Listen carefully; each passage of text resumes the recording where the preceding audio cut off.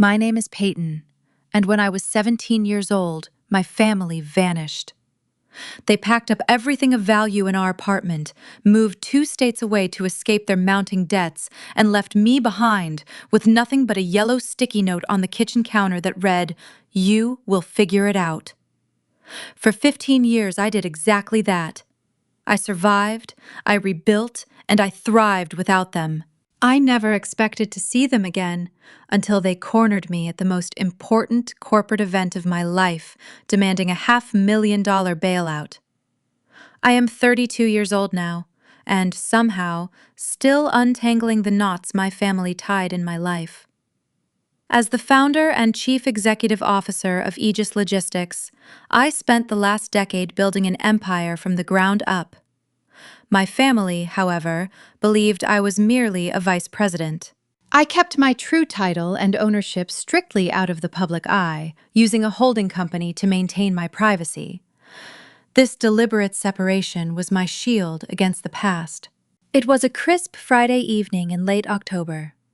The grand ballroom of the Drake Hotel in downtown Chicago was transformed into a glittering landscape of crystal chandeliers and velvet drapes. I was attending the annual Midwest Innovation Charity Gala, a prestigious event gathering the most influential business leaders in the city. I sat at a corner table, sipping a glass of sparkling water and enjoying a rare moment of quiet satisfaction. My company was the primary sponsor for the evening, and I was scheduled to deliver the keynote address in less than an hour. The classical string quartet played softly in the background, blending with the low hum of wealthy executives exchanging business cards and pleasantries. I wore a simple but elegant emerald green gown. It was a night meant to celebrate hard work and philanthropy. I felt safe. I felt accomplished. Then, the air in the room seemed to shift. A cold shadow fell across my table, blocking the warm light of the centerpieces. I looked up, expecting to see a colleague or a charity board member. Instead, I found myself staring at 4 faces I had spent 15 years trying to forget. It was my father, William, my mother, Patricia, my older brother, Cameron, and his wife, Vanessa. They stood in a tight, imposing semicircle around my chair. The physical shock of seeing them was like plunging into freezing water.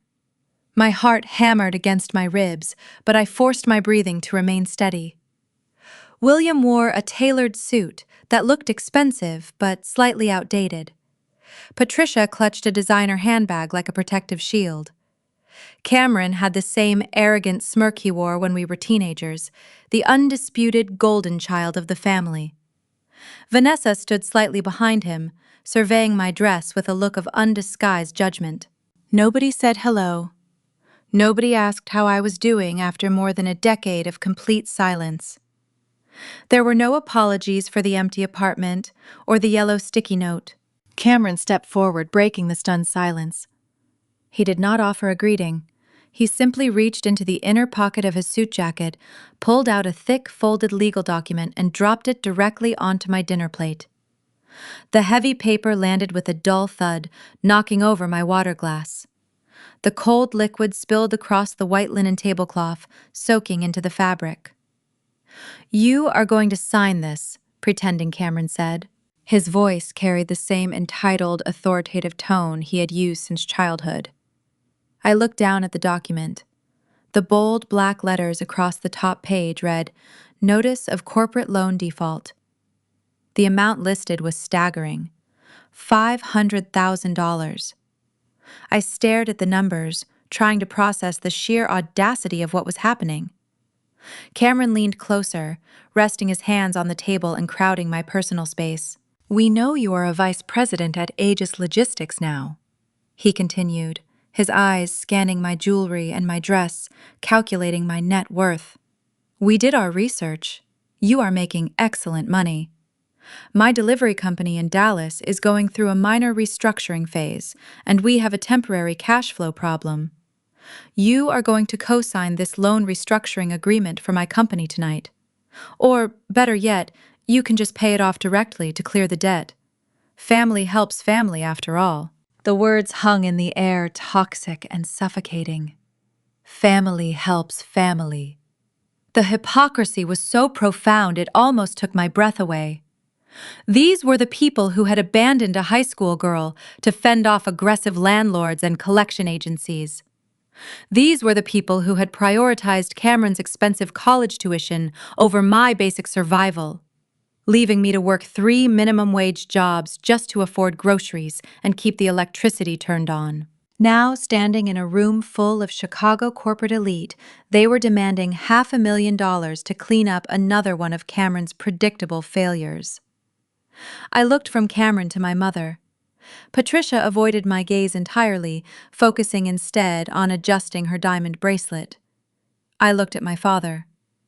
William stood tall, his jaw set in a rigid line, fully expecting me to comply with his son's demands, just as I had been conditioned to do when I was a child. I did not scream. I did not cry. I did not shrink into myself the way the 17-year-old version of me would have done. Years of navigating the ruthless world of corporate logistics had forged my spine from steel. I reached out, picked up the soaked legal document, and calmly slid it back across the damp tablecloth toward Cameron. "I am sorry you are experiencing financial difficulties," I said, my voice perfectly steady and clear. "But I do not co-sign loans for strangers, Cameron. And I certainly do not pay for your failed business ventures." Cameron's smirk faltered, replaced by a flash of genuine confusion. "Strangers," he echoed loudly, drawing a few curious glances from the neighboring tables. "What are you talking about, Peyton? We are your family. I am your brother." I took a slow, deliberate breath, maintaining direct eye contact. Brothers do not leave their underage sisters alone in an empty apartment with no food or money. Brothers do not ignore 15 years of holidays and birthdays only to show up demanding money. You are a man I used to know who happens to share my genetic background. That is all. You are a stranger to me, and your financial ruin is completely your own responsibility. Take your paperwork and leave my table." The polite rejection acted like a match dropped into gasoline. Vanessa scoffed, rolling her eyes and leaning heavily against the back of Cameron's chair. "You are just a bitter employee, Peyton," she sneered, her voice dripping with venom.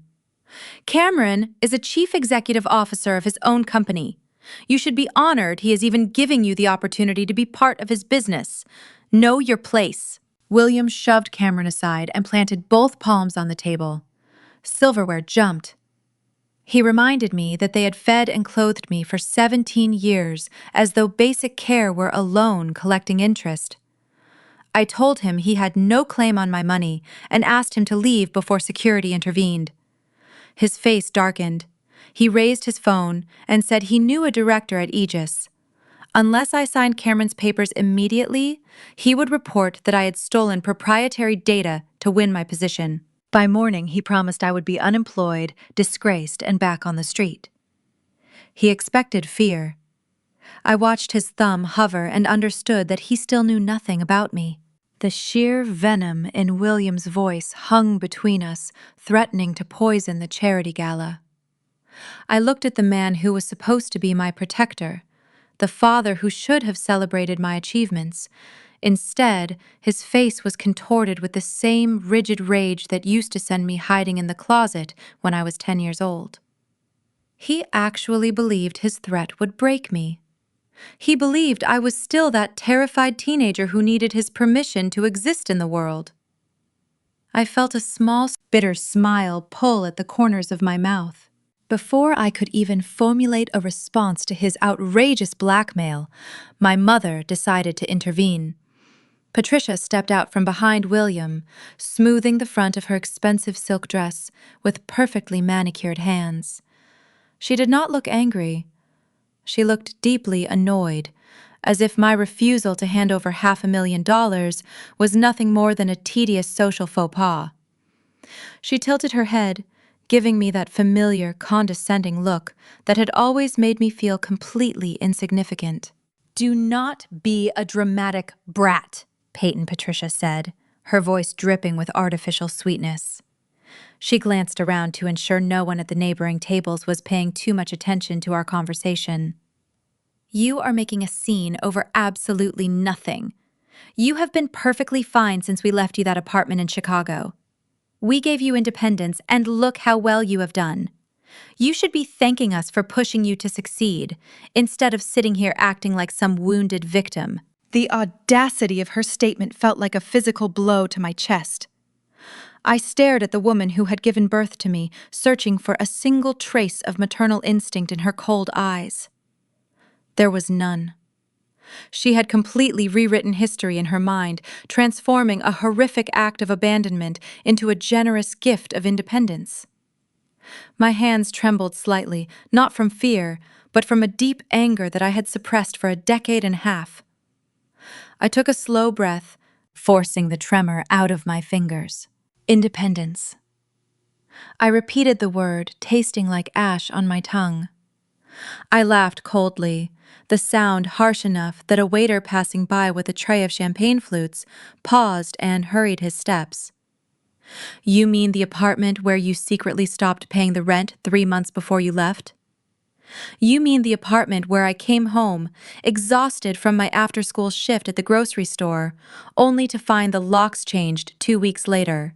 I leaned forward, resting my forearms on the damp tablecloth, refusing to let Patricia look away from me. Let us be very clear about the independence you gave me. I came back to that apartment to find all of your expensive luggage gone.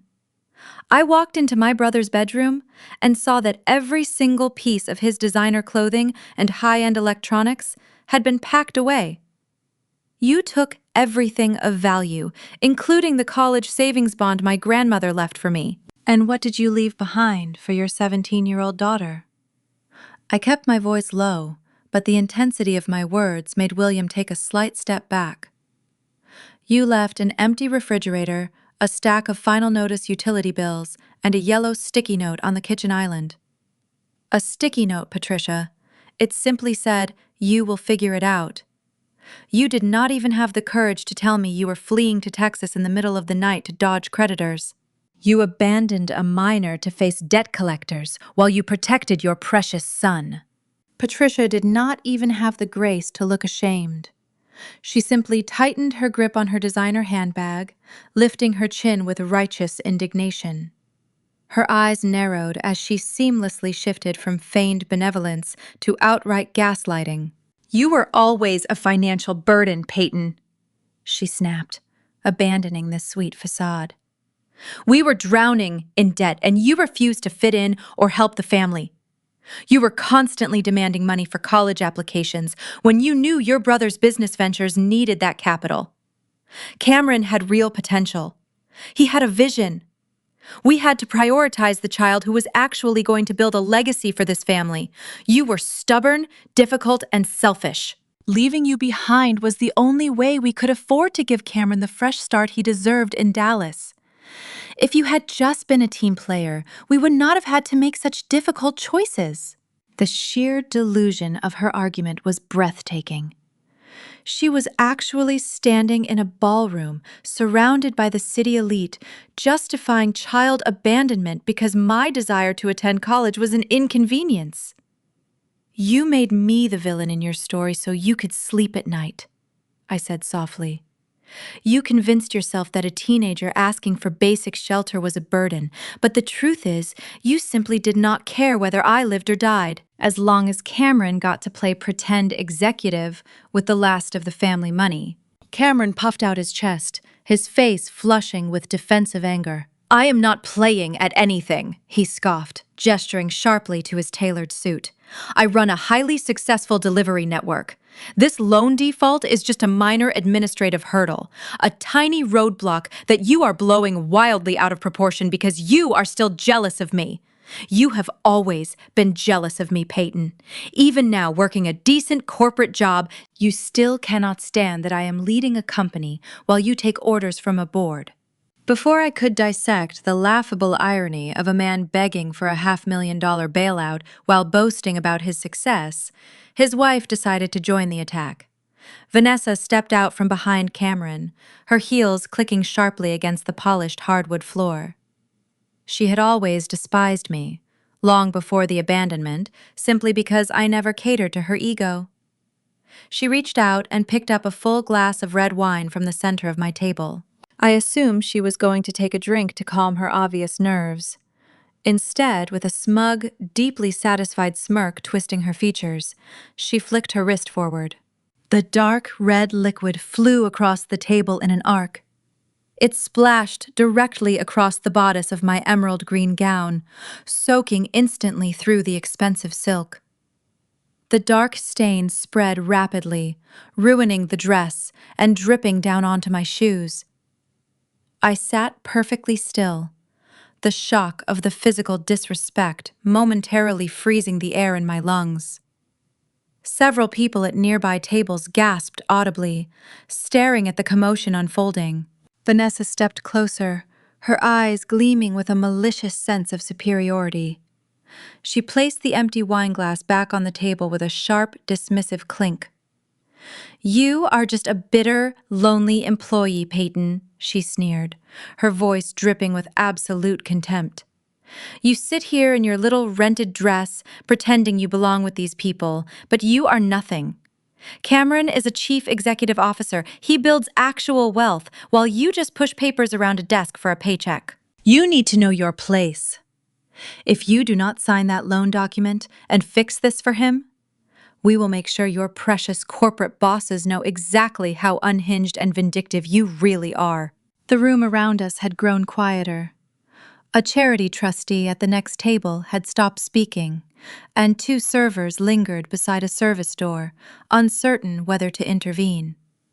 Vanessa noticed the attention and mistook my silence for embarrassment. She lifted her chin as if the witnesses belonged to her. I understood then that the family had not come merely to request money. They had come to recreate the old hierarchy, with Cameron above me and everyone else expected to applaud. That recognition steadied me. Whatever happened next, I would not protect their image by calling this a misunderstanding. I rose slowly, not because Vanessa had frightened me, but because remaining seated would have allowed her to tower over me. Red wine ran from the silk onto the polished floor. A young server rushed forward with towels, yet I raised one hand and asked him to wait. The stain was evidence of exactly who these people were, when they believed no one important was watching. Cameron glanced around and finally noticed the faces turned toward us. His confidence wavered. He lowered his voice and told Vanessa she had gone too far, but the warning was purely strategic. He was not ashamed that she had assaulted me. He was afraid the spectacle might damage his chance of getting my signature. Vanessa hissed that I had provoked her. Patricia immediately agreed, telling the nearest guests that I was emotionally unstable and had manufactured a family quarrel to embarrass them. A woman from the gala committee approached and quietly asked whether I wanted security. William answered before I could. He said there was no problem, only a spoiled daughter refusing to fulfill a family obligation. I looked at the committee member and told her the truth. These 4 people had entered without being invited to my table, demanded money, threatened my employment, and thrown wine on me. I asked her to keep security nearby but not remove them yet. William mistook that decision for weakness. He straightened his jacket, raised his phone, and announced that he was about to call the Aegis director who would end my career. Cameron recovered enough to smile. Patricia whispered that there was still time to avoid humiliation if I signed the loan document. Vanessa folded her arms over her chest and stared at the spreading stain with satisfaction. I picked up a white napkin and pressed it once against the wet fabric. The cloth turned crimson. I offered it to William. "Go ahead," I told him. "Call the board. Tell them you arrived at a charity gala to extort an employee you abandoned as a child. Tell them your son needs $500,000 before his creditors close in. Tell them your daughter-in-law assaulted me when I refused. Be precise. People in my company value accurate reporting." His eyes narrowed. He thought the wording was bravado. He selected a contact and placed the call on speaker so everyone near the table could hear my supposed downfall. The line rang twice. A recorded assistant answered and explained that the director he wanted was unavailable because the entire Aegis board was already inside the ballroom for the keynote address.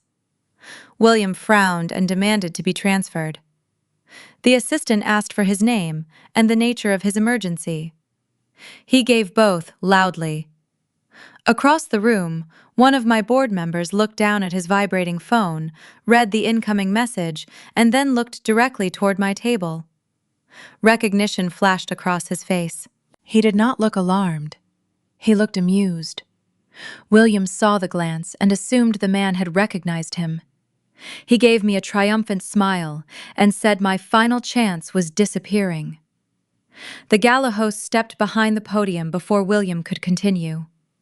The quartet finished its last measure, and the ballroom lights softened. Conversations died away. William kept the phone against his ear, waiting for authority to rescue him. Cameron smoothed his tie. Patricia dabbed at her eyes, preparing to play the injured mother if anyone questioned them. Vanessa leaned close enough to whisper that I would remember this night every time I interviewed for another job. Then the host began describing the anonymous donor who had guaranteed the foundation's housing program for the next 5 years. He spoke about an entrepreneur who had transformed logistics through predictive routing, built Aegis without inherited capital, and insisted that the gala direct its largest grant toward vulnerable teenagers. Each detail stripped another layer of certainty from my family's faces. Cameron stopped smiling first.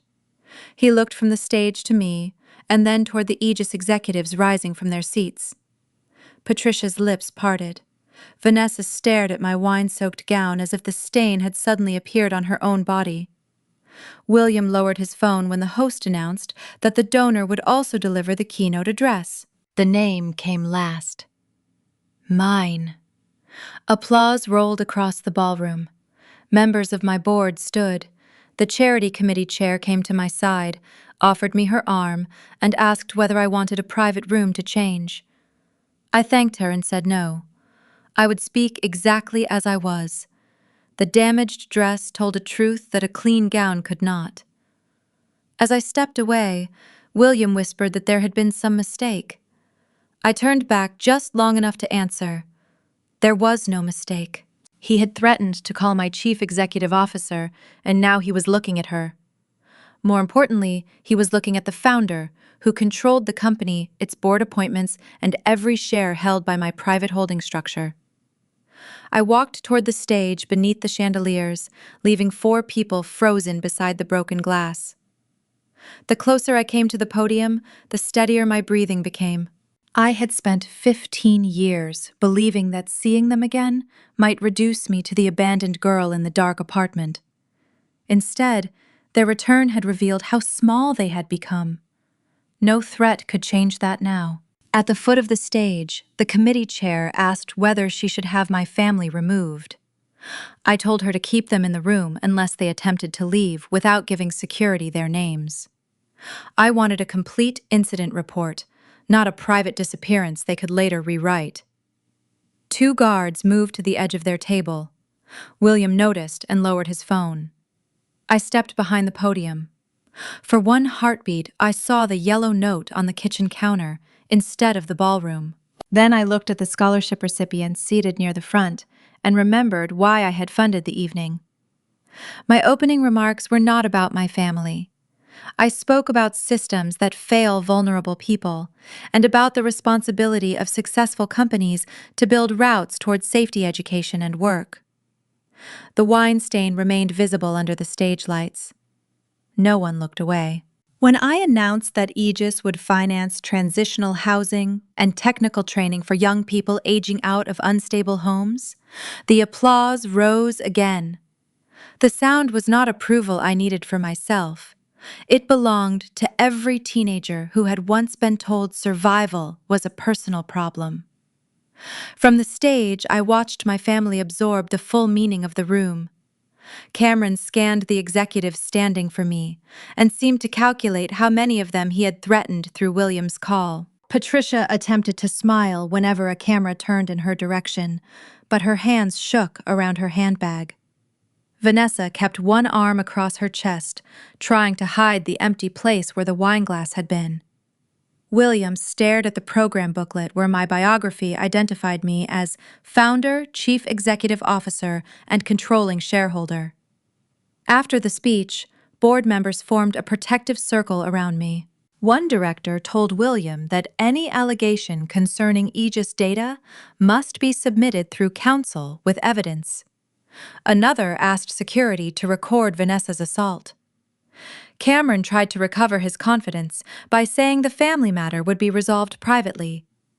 I answered that extortion, trespass, and corporate threats were not private simply because relatives committed them. The committee chair escorted them toward the exit. Before leaving, William turned and warned that the revelation changed nothing. Blood still created obligations. I told him Blood had not paid the rent when I was 17, and it would not sign Cameron's loan now. The doors closed behind them, but I knew the confrontation was not finished. They had learned that I possessed power. People like them did not respond to power with reflection. They responded by searching for another way to take it. That search would begin by morning. The crisp morning air did little to cool the lingering tension from the previous night. I arrived at the Aegis corporate high-rise just before 8 o'clock, grasping a hot coffee and mentally preparing for a full day of demanding meetings. The sleek lobby was usually a sanctuary of predictable, calming routine, but as I approached the private executive elevators, my stomach tightened.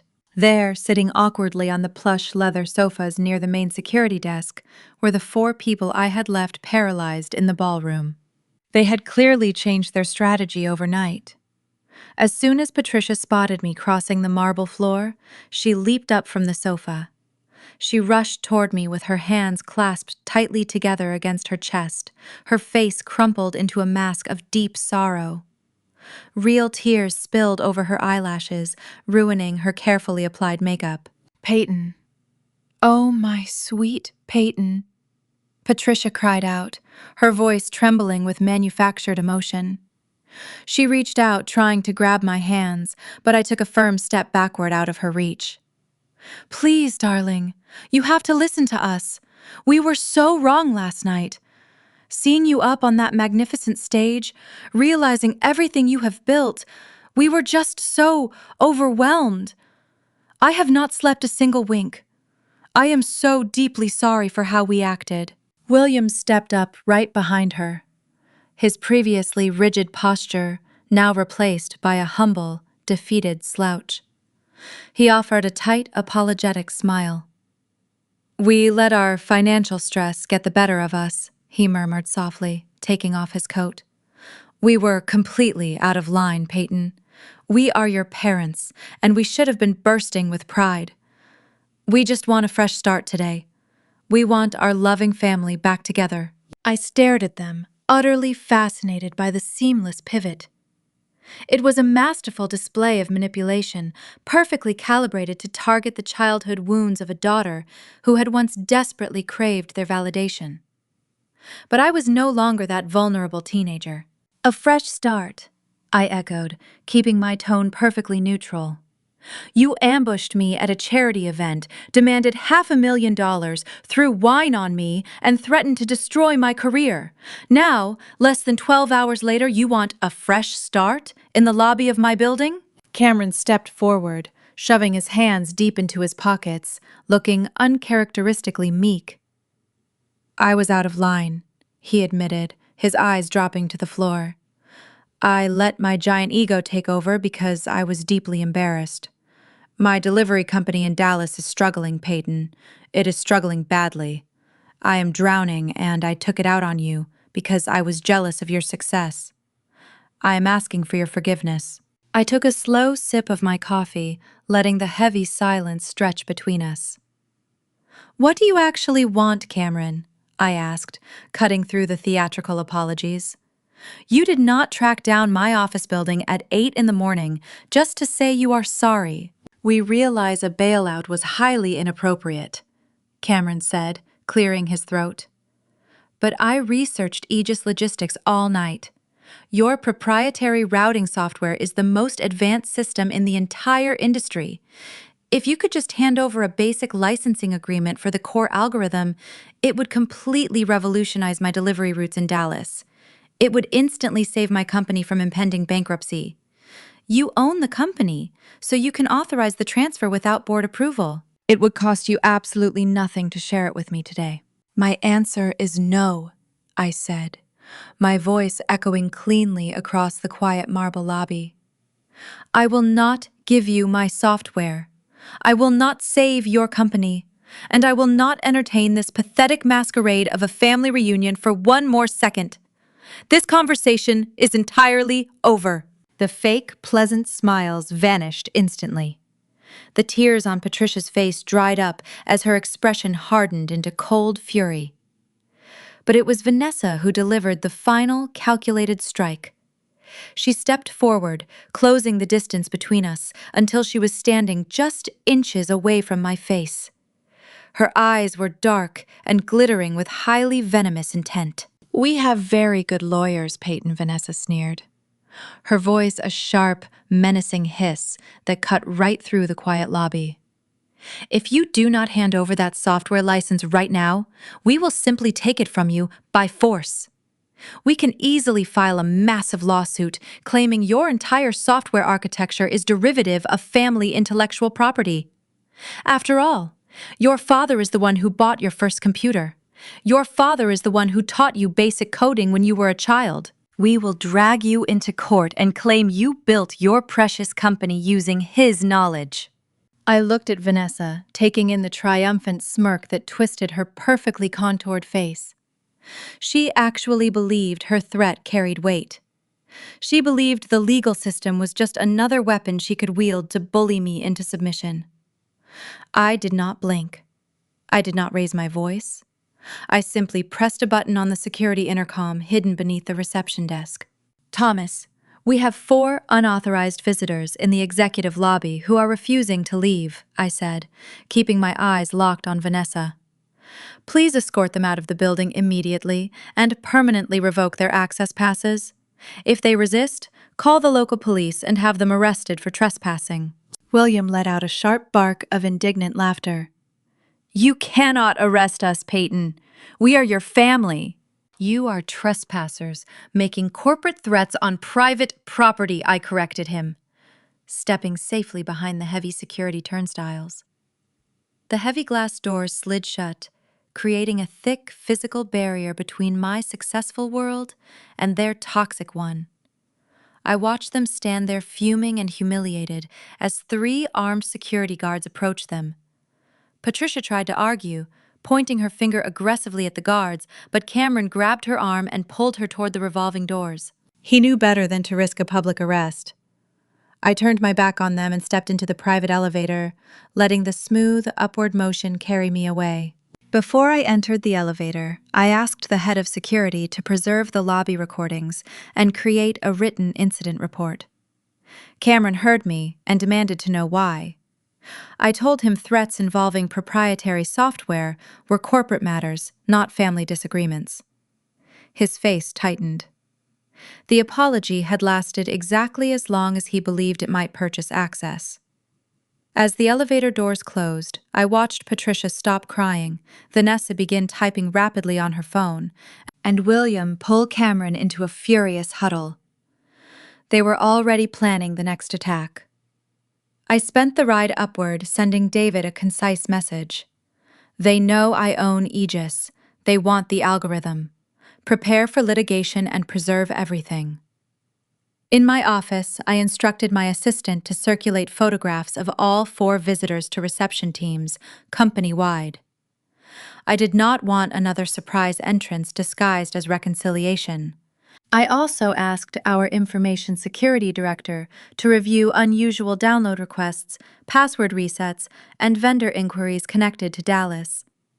Cameron had revealed that he viewed my software as a lifeline, and desperation often turned requests into intrusion attempts.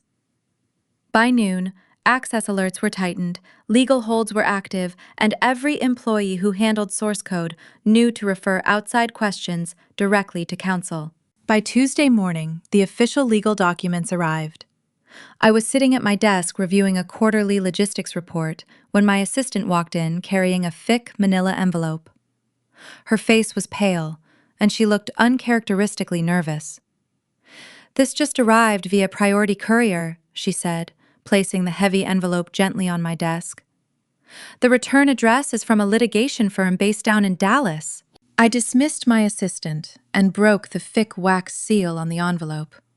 Inside, I found a formal cease and desist order alongside a notice of pending litigation.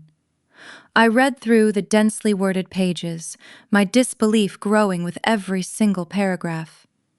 Patricia and William were officially claiming that Aegis Logistics was built entirely on derivative intellectual property that rightfully belonged to the Williams family estate.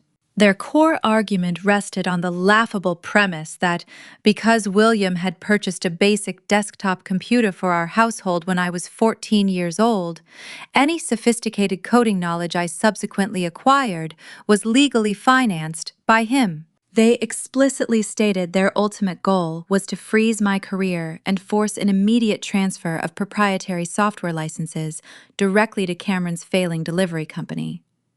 They actually believed this frivolous legal maneuver would paralyze my business operations and force me to capitulate entirely. I was halfway through reading the absurd list of financial demands when the heavy oak door to my office swung open. David walked in, carrying his own identical manila envelope and a steaming cup of black coffee. As my lead corporate attorney, David was an absolute force of nature. He was a brilliant, meticulous strategist who lived for complex corporate litigation and utterly despised arrogant corporate bullies. He dropped his thick envelope onto the chair opposite my desk and took a slow, deliberate sip of his dark coffee. "Please tell me you are currently reading the hilarious fiction novel your family just sent us," David said, a sharp, amused smile playing at the corners of his mouth. "I have seen some incredibly desperate legal tactics throughout my career, Peyton, but claiming ownership of a multinational logistics algorithm simply because someone bought a desktop computer in the early 2000s might actually win a prestigious award for sheer creative delusion." I set the thick stack of legal papers down on my desk, rubbing my temples to ward off an impending stress headache. "They are trying to freeze our current vendor contracts, David. They are hoping the threat of a messy, public intellectual property dispute will scare our board of directors into forcing a rapid financial settlement. They just want me to hand over the core software architecture to save Cameron's failing delivery business." David let out a low, rumbling laugh and sat down comfortably in the plush leather chair across from me. "Oh, it is so much worse than a simple failing business, Peyton," he said, his dark eyes gleaming with predatory intelligence. He opened his leather briefcase and carefully pulled out a separate, unmarked blue folder. "When they ambushed you at the charity gala last week, I decided to do a little independent forensic digging into Cameron's highly praised corporate empire. I wanted to understand exactly why he was suddenly desperate enough to attempt corporate extortion against his estranged sister." David slid the blue folder across the smooth glass surface of my desk. "Open it up," he instructed gently. I opened the file and began scanning the highlighted financial documents inside. What I saw made the breathable air catch sharply in my throat. Cameron was not just struggling with a minor temporary cash flow problem. His entire delivery network was a catastrophic financial failure built on a crumbling foundation of terrible investments and gross corporate mismanagement. According to these extensive audits, Cameron is currently $10 million in debt, I said, tracing the staggering negative numbers with my index finger. "He owes $10 million to a private equity firm." David nodded, his expression turning instantly serious and intensely focused. "Not just any random private equity firm, Peyton. He took out predatory high-interest loans from a ruthless investment group known for aggressively liquidating assets when failing companies default. Cameron is completely underwater right now. His fleet is horribly outdated, his client list is shrinking rapidly, and he is bleeding massive capital every single day. He is absolutely terrified because his final loan grace period ends very soon. If he does not provide those angry investors with a massive influx of cash or a revolutionary new piece of routing technology to cut his operating costs, they are going to strip his company down to the copper wiring and sell it off for parts. I stared at the comprehensive financial reports, the missing pieces of the puzzle rapidly clicking into perfect place. "That is exactly why they ambushed me in Chicago," I murmured, realizing the full depth of their manipulation. "They do not want my software just to slightly improve their daily delivery routes. They desperately need my proprietary algorithm to immediately appease their highly aggressive creditors. They are trying to steal my entire life work to permanently save Cameron from total financial ruin." Exactly, David confirmed, leaning back in his chair and crossing his legs. "They are trying to weaponize this frivolous lawsuit as a heavy legal club to beat you into total submission. They falsely assume you are just a highly paid executive who will panic at the very first sign of a personal lawsuit. They think you will quietly surrender the valuable software license just to avoid a messy public scandal that might somehow jeopardize your employment status here." I looked down at the demanding cease and desist order, again my initial anger, slowly transforming into a deep, calculated calm. They had no idea who they were attacking. David smiled a slow, highly dangerous smile that perfectly matched my own internal shift in momentum. He reached back into his leather briefcase and pulled out a thin, secondary file, resting it deliberately on top of their threatening legal demands. "They have not checked the holding company structure yet, right?"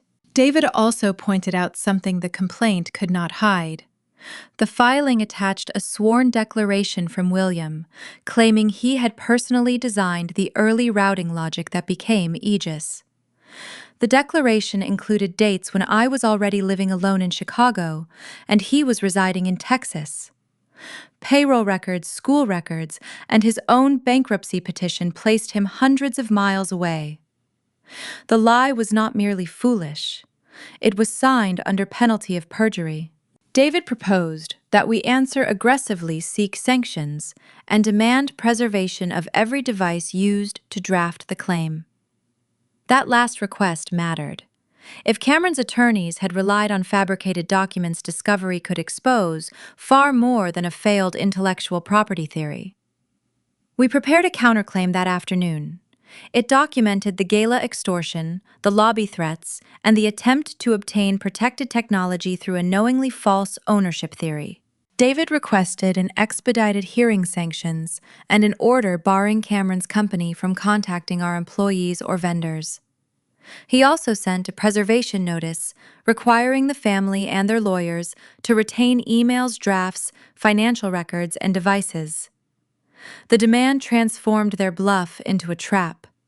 If they withdrew, the record of misconduct remained. If they continued, discovery would force them to explain under oath when William supposedly wrote code, why Cameron needed the software immediately, and who had financed the lawsuit while his company was already in default. That mattered. I thought that would be the end of it for at least a few days. I assumed they would retreat to their hotel and try to figure out another angle to extract the money Cameron so desperately needed. But I severely underestimated the depths to which Patricia and William were willing to sink when they felt cornered. By Thursday afternoon, my assistant knocked on my door with a deeply concerned look on her face. She told me there was a reporter on the phone from a prominent Chicago business journal who was requesting an urgent comment regarding a story they were publishing about my family. David happened to be in my office reviewing vendor contracts. I put the call on speaker so we could both hear what was happening. The journalist, a seasoned reporter named Gregory, introduced himself and explained that my parents had contacted his publication that morning. They had sat down in his office and spun a heartbreaking, fabricated story about their ungrateful, wealthy daughter who had ruthlessly abandoned her sick, aging parents to selfishly hoard her corporate wealth. Patricia had actually managed to cry on command for the reporter. She claimed they had sacrificed everything to give me an education, and that I had turned my back on them the second I achieved financial success. They told him I was watching my brother's business struggle and actively refusing to help out of pure spite. Gregory asked if I had any comment on the allegations that I was neglecting my familial duties and hoarding my corporate wealth while my parents suffered. I felt a cold, familiar anger wash over me. They were trying to publicly shame me into submission. They believed that as a chief executive officer, I would be absolutely terrified of bad press and would immediately pay them off to kill the story. I looked across my desk at David, who simply raised one eyebrow, waiting for my instruction. I did not panic. I did not raise my voice or act defensive. I thanked Gregory for reaching out to verify the facts before publishing his piece. Then I asked him if my parents had happened to mention why we had not spoken in 15 years. The reporter admitted they had been quite vague about the details of our estrangement, claiming it was just a typical generational misunderstanding. I told Gregory that I would be happy to provide a comment, but I preferred to provide documented evidence instead. I asked him for exactly 1 hour to gather my records. As soon as I hung up the phone, David and I went to work. Over the years, I had kept meticulous records of my past. I had tracked down the exact details of the financial ruin my parents left behind when they abandoned me in Chicago. I pulled the old eviction notices, the aggressive letters from debt collectors, and the public records of William and Patricia filing for bankruptcy to avoid paying the people they had swindled. But I did not stop there. I also had David pull the current public financial records for Cameron's delivery business in Dallas. We compiled a massive digital folder containing irrefutable proof of their extensive history of tax evasion, serial bankruptcies, and corporate mismanagement. I included a sworn legal affidavit from the landlord, who had found me living alone in the freezing apartment at 17 years old. I attached the final utility bills that were left unpaid in my name. I wrote a brief professional statement explaining that I do not negotiate with individuals who have a documented history of financial fraud and child abandonment, regardless of their biological relation to me. I sent the entire comprehensive file directly to the reporter and went back to my afternoon meetings. The following morning, I arrived at my office to find my phone buzzing relentlessly with notifications. The Business Journal had published the article online, but it was not the tearful sympathy piece my parents had pitched. Gregory was a serious journalist who followed the evidence trail exactly where it led. The headline across the front page read, "Corporate Extortion or Family Feud Behind the Golden Facade of a Dallas Delivery Chief Executive." The article was a devastating, comprehensive takedown of my family's entire financial history. Gregory had masterfully dismantled my mother's fake sob story using the exact public records and court documents I had provided. The piece detailed how William and Patricia had fled Chicago to dodge creditors, leaving a minor behind to deal with their abandoned lease. More importantly, the journalist had deeply investigated Cameron's current business operations in Dallas. The article exposed his massive mounting debts, his terrible corporate mismanagement, and his desperate attempt to shake down his highly successful, estranged sister to save his sinking ship. It painted Cameron not as a brilliant young executive, but as a desperate fraud trying to use public sympathy to secure a massive financial bailout. The local business community was absolutely reeling from the explosive revelations. I sat at my desk, reading the article with a profound sense of quiet satisfaction. They had tried to use the media as a weapon, but the truth had completely destroyed their manufactured public image instead. My parents had walked right into their own trap. Less than 2 hours after the article was published, the heavy glass doors of my executive floor swung violently open. I heard loud shouting coming from the reception area outside my office. Cameron had somehow managed to bypass the ground floor security desk by slipping into a crowded elevator. He came bursting through my office door, his face flushed purple and his chest heaving with exertion.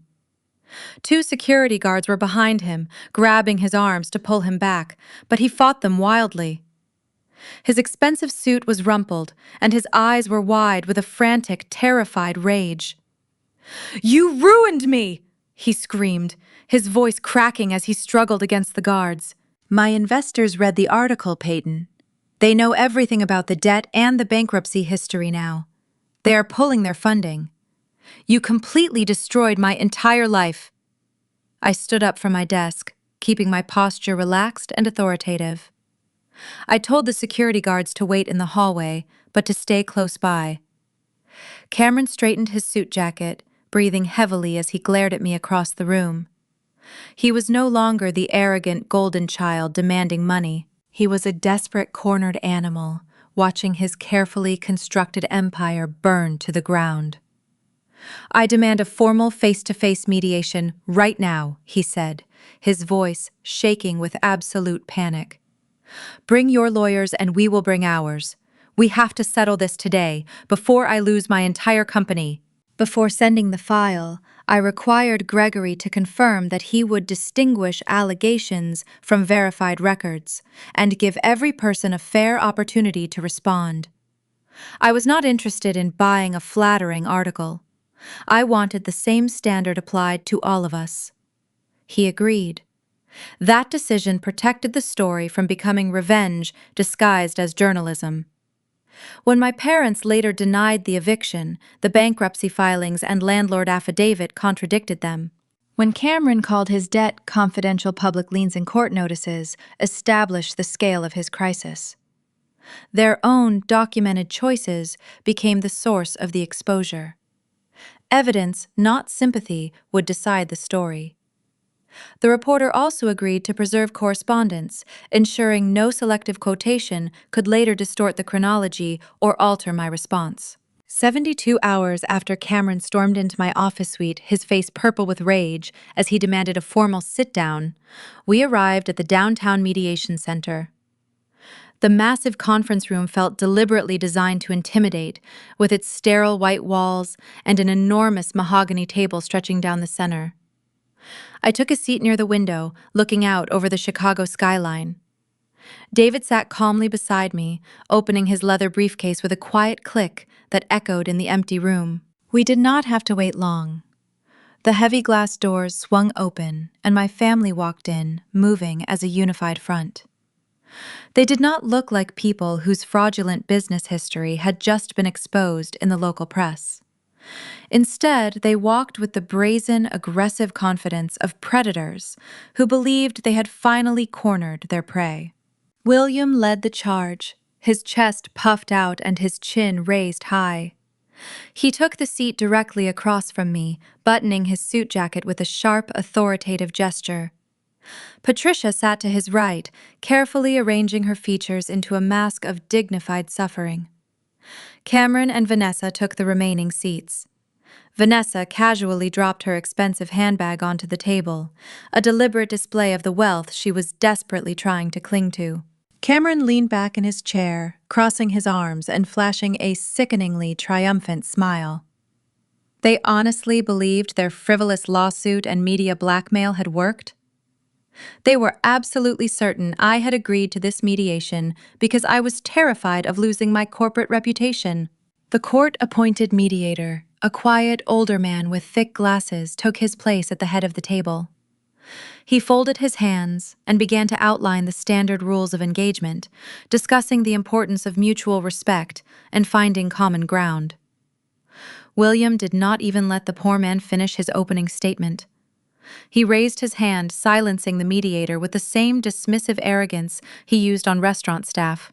"We do not need a lengthy introduction," William stated, his voice booming across the polished wood. "We all know exactly why we are here today. My daughter has finally realized the severe consequences of stealing family property, and we are ready to discuss the terms of her surrender." David let out a soft, amused breath next to me, but remained perfectly silent. I kept my face entirely blank, resting my hands lightly on the table. Cameron leaned forward, placing his elbows on the mahogany surface and pointing a finger directly at me.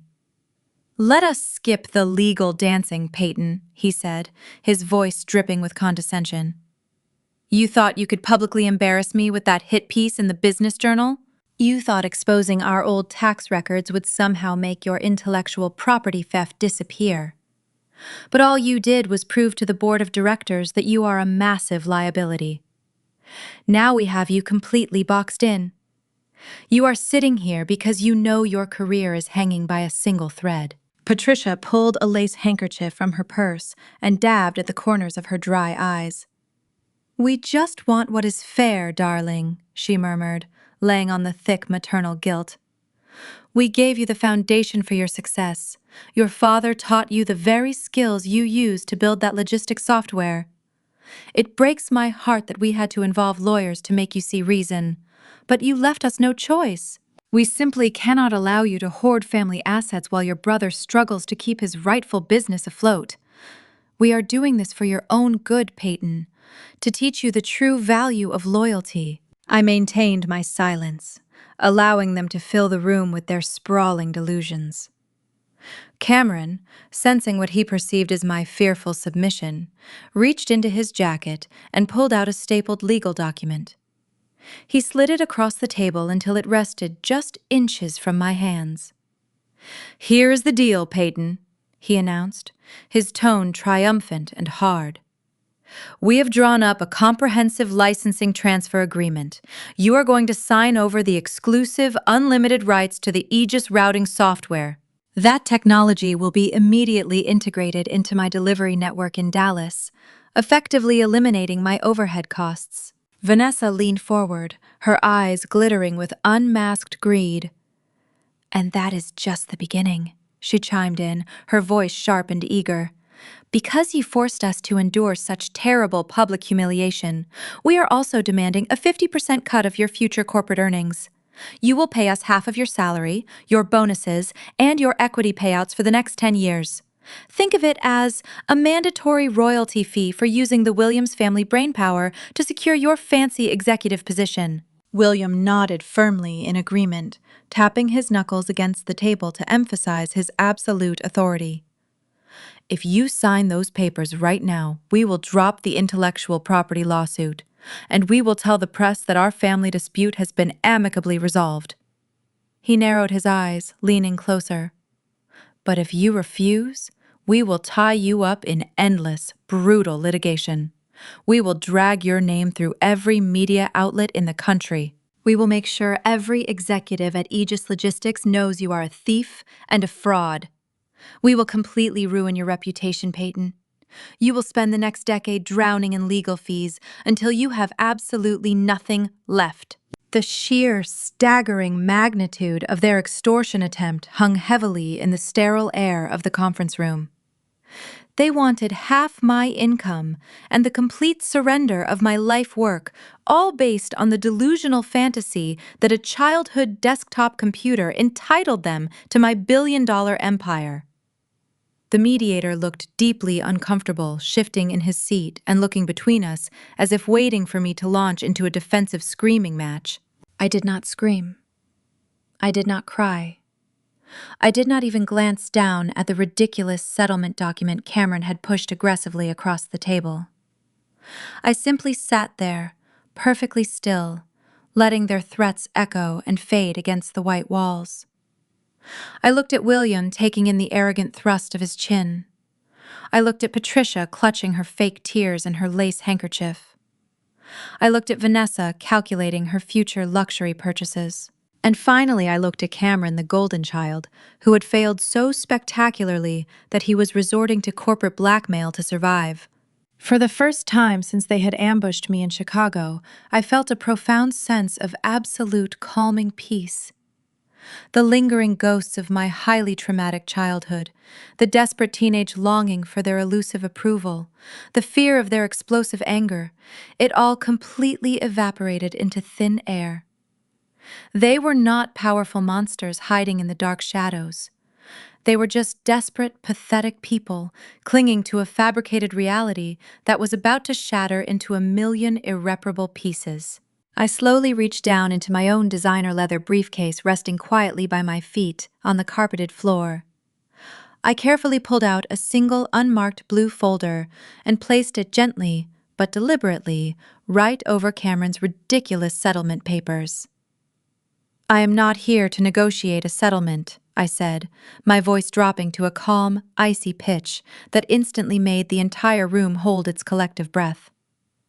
"I am here to collect a very massive debt." The word debt hung in the sterile air of the massive conference room. William let out a short, abrasive bark of laughter, breaking the heavy, suffocating silence. "A debt," he repeated loudly, leaning back in his leather chair and shaking his head with amusement.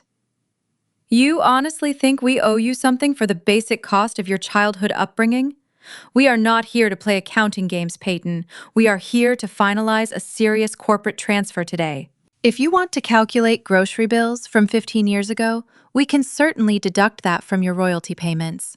I did not even blink at his predictable attempt to minimize my statement. I slowly opened the unmarked blue folder, revealing thick stacks of detailed financial records, bank statements, and aggressive loan agreements. I took my time extracting 4 bound copies, sliding one toward the mediator and pushing the remaining 3 across the mahogany table toward my family. David sat beside me, radiating a calm, lethal energy. He steepled his fingers, resting his hands on the table, and watched their arrogant smiles begin to falter completely. "I am not talking about grocery bills, William," I said, my voice steady and devoid of any emotion. "I am talking about the $10 million in high-interest corporate loans your golden child currently owes to a very aggressive private equity firm." Cameron froze. The smug expression instantly vanished from his face, replaced by a flash of primal panic. He stared blindly at the documents resting inches from his hands, but he refused to touch them, as if the paper itself might burn him. Vanessa frowned, her brow furrowing in deep confusion. She looked from the documents to her husband, waiting for him to laugh off my ridiculous claim.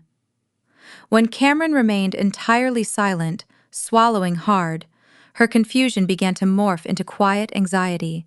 "What on earth are you talking about?" Patricia demanded, her lace handkerchief dropping to her lap. "Cameron runs a successful delivery network. He is expanding across the state. He does not have $10 million in debt." I kept my eyes locked on Cameron, watching the rapid pulse beating against the collar of his tailored shirt. "Your precious son does not run a successful network, Patricia. His delivery company is a catastrophic failure. He has been bleeding capital for the last 3 years. His delivery fleet is outdated. His primary client list has dried up because he cannot meet basic fulfillment quotas. He took out high-interest loans from a ruthless investment group just to keep the lights on and maintain the illusion of executive wealth." "That is a lie," Vanessa shouted, her voice cracking slightly. She grabbed the sleeve of Cameron's suit jacket, shaking his arm. "Tell her it is a lie, Cameron. Tell her you are expanding the business." Cameron could not look at his wife. He reached out with a trembling hand and pulled the documents closer to his chest. "Where did you get these?" he whispered, his voice barely audible in the quiet room. "These are confidential audits. You have no legal right to possess these files, Peyton." William slammed his fist down on the table, sensing that the power dynamic was shifting away from him. "This is an outrageous invasion of privacy," he bellowed, his face flushing a deep red. "You hired spies to hack into your brother's servers? You are committing espionage just to build a weak case against our lawsuit. I will have you thrown in prison for this right now." David finally spoke, his deep voice cutting through William's bluster. "There was no espionage involved, William. My client obtained these records through legal and standard corporate channels. When a company is underwater and desperately seeks capital from private equity firms, they are legally required to open their books for auditing. Your son willingly handed these documents over to his creditors months ago. Patricia looked between David and William, her mask of suffering dissolving into raw panic. "I do not understand," she cried, her voice trembling.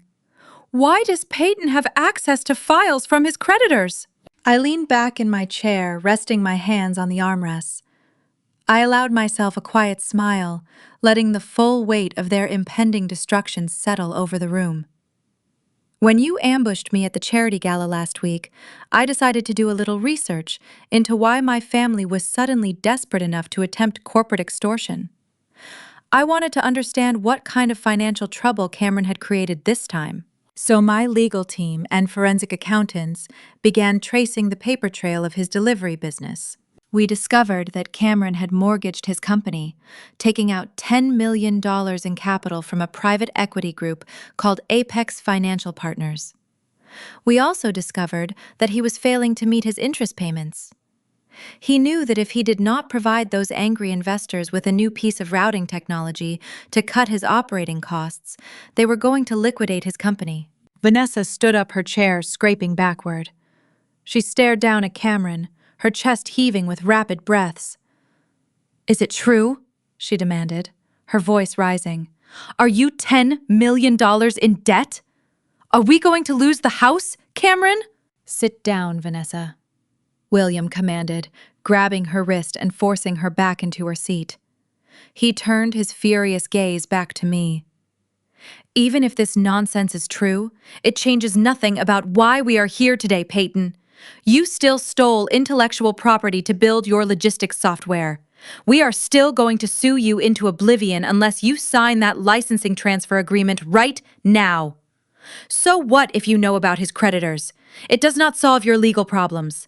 "It solves every one of my problems, William," I replied, keeping my tone perfectly measured and calm. "Because you see, when my legal team discovered exactly who held your son's unpayable debt, I made a strategic business decision. I decided to utilize the venture capital arm of Aegis Logistics to purchase that debt portfolio. I bought Apex Financial Partners 3 days ago." The mediator, who had been sitting in silence, leaned forward, pushing his glasses up the bridge of his nose. He looked at me with a mixture of awe and understanding. He realized that the balance of power had shifted permanently. Cameron finally looked up from the documents. His hands were shaking so violently that the papers rustled against the wood. He stared at me, his eyes wide with a terrifying realization that was slowly breaking his fragile mind. "You," he stammered, his voice cracking into a broken whisper. "You are the debt holder." I nodded slowly, letting the certainty of my victory wash over them like a wave of crushing ice. I leaned closer to the table, my expression unyielding. "Yes, Cameron, I own your debt. I own your entire company, and as of 9 o'clock this morning, you missed your final grace period payment. You are in default right now. There is absolutely nothing you can do." The mediator quietly removed the unsigned settlement agreement from between us, recognizing that their leverage had now vanished completely. Quietly, William was the first to recover. He pushed the financial packet away, as though refusing to touch it might restore the world that existed 5 minutes earlier. Then he stood and pointed at me with the same rigid authority he had used at the gala. "You will forgive this debt immediately," he said. "I am your father. Cameron is your brother. Whatever papers you purchased, you will cancel them before we leave this room." The mediator warned him to sit down, but William ignored the instruction. He declared that a daughter's success remained subject to her father's judgment, and that no respectable businesswoman would destroy her own family over a technical default. Patricia nodded urgently. She said the acquisition must have been an emotional stunt and demanded that I reverse it before the board learned I was using corporate resources to settle childhood grievances. I let them finish. For years I had imagined what I might say if they ever returned. None of those imagined speeches mattered now. The truth was simpler. You ceased being my father the night you left me in that apartment, I said. The power had been disconnected, the refrigerator was empty, and the landlord was pounding on the door. I ate expired crackers in the dark because they were the only food you had not packed for Cameron. You knew I was 17. You knew I had no legal guardian, no access to the accounts, and no way to follow you. You still drove away. William tried to interrupt, but I continued. A father protects his child. A father does not make her answer collection calls for debts she never created. A father does not steal her education fund, disappear for 15 years, and return with a forged story about sacrifice. You are not exercising parental authority today. You are a borrower connected to a defaulted company, and I am the primary secured creditor. The words seemed to strike him harder than any shouted accusation. His pointing hand dropped. For one brief second, the anger in his face gave way to uncertainty. He had built his identity around the belief that his title as father could never expire, regardless of what he did. I had just informed him that the title had been vacant for 15 years. Cameron leaned across the table. He said I was being theatrical and accused me of purchasing the debt solely to humiliate him. I reminded him that the portfolio had been available because his lenders no longer believed his promises. Aegis had acquired it through a documented commercial transaction approved by counsel. He had received every notice required by his agreement. His failure, not my childhood, triggered the default. Vanessa turned toward him so quickly that her chair struck the wall. "Is that true?" she demanded. "Did you receive default notices before we came to Chicago?" Cameron told her the notices were routine pressure tactics. She asked about the $10 million, the shrinking client list, and the outdated trucks. He answered each question with another excuse. The confidence drained from her expression as she realized his assurances had never been supported by cash contracts or audited statements. "You told me the company was fine," Vanessa said. "You said Peyton was a middle manager with a grudge. You called her a stupid programmer we could pressure for a signature. You promised that the Dallas expansion would pay for the house, the cars, and everything else." Cameron snapped that she had enjoyed every purchase and had encouraged him to spend. Vanessa recoiled, then accused him of trapping her in a collapsing business. Their alliance fractured in front of us. Patricia tried to silence them, but Vanessa demanded to know whether their home had been pledged as collateral. Cameron refused to answer. His silence supplied the answer. William regained his voice and ordered everyone to stop. He said the family would present a united front and compel me to negotiate. I asked him which family he meant. The one that fled Chicago? The one that appeared at my gala with an unpaid bill? Or the one now turning on itself because the money had disappeared? No one answered. I slid the loan agreement toward Cameron and opened it to the signature page. His initials appeared beside the default provisions, the collateral schedule, and the clause authorizing enforcement after the final grace period. I asked whether the signature was his. He stared at it and finally said yes. "Then this is not revenge masquerading as business," I said. "This is business finally refusing to protect your fantasy." The mediator confirmed that the signed agreement controlled the proceeding. He explained that parental demands and emotional appeals could not alter a commercial obligation. Cameron looked toward William for rescue, but William had nothing left except outrage. Vanessa pulled her wedding ring around her finger repeatedly, already measuring the distance between herself and the disaster. For the first time in my life, the family hierarchy stood exposed as an illusion. William could command Patricia, could guilt Cameron, could boast, and Vanessa could insult.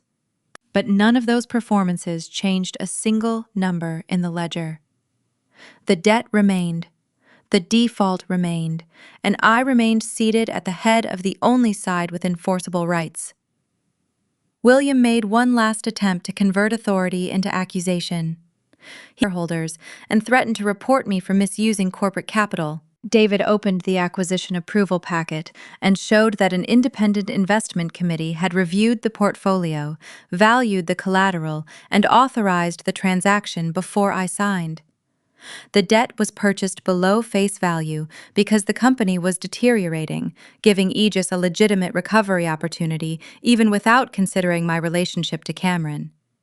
I had disclosed that relationship and abstained from the committee vote. The mediator read the relevant pages and confirmed that the process appeared documented. William's accusation died before it could become another threat. I told him that this was the difference between us. He built schemes around secrecy and expected family titles to excuse them. I built systems that could survive scrutiny. Cameron demanded to know when I first learned Apex held his debt. I said the answer did not matter as much as what he had done after receiving notice. Instead of repairing operations or approaching creditors honestly, he flew to Chicago to coerce me. Every step he took after that made the eventual enforcement more certain. Vanessa whispered that he had told her the gala papers were only a formality. Patricia looked at Cameron with dawning disgust, but even that judgment arrived too late. They had spent years rewarding the behavior now destroying them. David then placed the purchase ledger beside the committee approval. The price valuation, disclosure, and abstention were all recorded. Even the mediator could see that I had not secretly diverted company money. I had used a lawful opportunity their own default created, and every independent reviewer had signed before I did. He could not attack the purchase without attacking the same governance standards he claimed to defend. The documents left him nowhere to hide, and everyone in the room understood it. That mattered. Decisively. Patricia's composure broke next. The lace handkerchief slipped from her fingers, and the tears that followed were no longer carefully timed for an audience. She moved her chair closer to the table and begged me not to reduce 15 years of family history to contracts and balances. "We left because we knew you were strong," she said. "Cameron needed more help. You had always been independent. We believed you would survive, and you did. Surely that proves we understood you." I stared at her, stunned by the final shape of the excuse. She was attempting to transform my survival into permission for what they had done. "You did not leave me because I was strong," I said. "You left me because I was inconvenient. Strength is what I developed after you disappeared. It was not a resource you were entitled to exploit. You did not look at a 17-year-old and make a difficult judgment about resilience. You looked at two children, chose the one whose ambitions flattered you, and discarded the other to reduce your expenses." Patricia insisted they had expected to return once the creditors stopped searching. I asked why they never called, why they never sent money, and why every birthday passed in silence. She opened her mouth but produced no answer. I reminded her that she had known my school, my employer, and the apartment address. Disappearance had not been forced on her. It had been maintained deliberately. "You groomed Cameron to believe he was a king," I continued. "Every failure became someone else's fault. Every debt became someone else's duty. You spent the last of the family money protecting him from consequences, and now he has become exactly what you trained him to become. A man who mistakes access for achievement and fraud for strategy." Cameron lurched to his feet. He said he would not sit there while I insulted him and threatened to call his operations manager in Dallas. If I attempted to seize the company, he said, he would order the staff to wipe the routing databases, destroy the accounting servers, and remove every physical drive before my people could enter the building. Without the servers, he claimed the company would have no value, and I would recover nothing. David's expression sharpened. He reminded Cameron that intentionally destroying collateral after default could create additional civil and criminal exposure. Cameron laughed wildly and said there would be nothing left to prove. He pulled out his phone and began searching for a number. William encouraged him. burn the system before she steals it," he said. Patricia whispered his name in alarm, but he was past restraint. Losing to me was unbearable. Destroying Cameron's company seemed preferable to accepting that I owned it. I watched Cameron press the call button. The line rang once, then transferred to voicemail. He tried another number. No answer. A third call produced a recorded message saying the extension was no longer active. His face changed. He looked at the screen redialed and demanded that someone explain why his senior staff were not responding. Vanessa asked what was happening. Cameron ignored her and called the building's private security desk. This time, a calm, unfamiliar voice answered. Cameron identified himself as Chief Executive Officer and ordered the guard to connect him with the server room. The voice informed him that his credentials had been deactivated and that all operational questions had to be directed to the court-authorized transition team now controlling the property. He lowered the phone slowly. I smiled, not because destruction amused me, but because his final threat had arrived hours too late. While the family chased me through galas, lobbies, court filings, and newsrooms, David had been preparing for the only deadline that mattered. We had notified the relevant custodians, secured an independent imaging team, and coordinated lawful possession for the moment default became effective. "Who answered that call?" Cameron asked. "The new security supervisor," David replied. "Your former contractor was removed from duty before this mediation began. Every exterior entrance, loading bay, records room, and server cabinet is under controlled access. Your employees have been instructed not to alter or remove company property." Cameron stared at us. He asked how long we had known he might threaten the systems. "Since your cease and desist filing," I said. "People who invent ownership claims often destroy records when the claims fail. We planned accordingly." Patricia reached for my hand across the table, but I moved mine away. She begged for a compromise, an extension, a smaller payment, anything that would allow them to return to Dallas without public humiliation. I told her the opportunity for ordinary negotiation had existed before the threats, before the false lawsuit, before the media campaign, and before Cameron announced his intention to destroy secured assets. They had used every peaceful exit as a platform for another attack. The room fell silent, except for Cameron's uneven breathing. His company had not vanished yet, but control had already left his hands. The phone he had raised as a weapon now displayed a row of unanswered calls. David closed his briefcase and glanced toward the wall monitor. The transition team was ready to confirm possession. I nodded. Cameron followed our gaze. "What did you do?" he whispered. I answered with the same calm he had mistaken for weakness all week. "I made certain you could not burn what you no longer owned." Vanessa rounded on William and Patricia, accusing them of promising that Peyton would fold under pressure. Patricia answered that Vanessa had escalated the gala confrontation by throwing wine. Vanessa shouted that Patricia had supplied the story for the reporter, and William had drafted the lawsuit. Cameron ordered all of them to stop, but the command carried no force. Their partnership had always depended on winning. Once victory disappeared, so did loyalty. David asked Cameron to place his phone on the table so no further calls could be made to employees. After a long hesitation, Cameron complied. The mediator noted the surrender in his record. That small motion completed the reversal. The man who had entered demanding control now waited for permission to contact the company bearing his name. Patricia offered to correct the public record, withdraw every accusation, and admit they had abandoned me. I asked why truth appeared only after their money disappeared.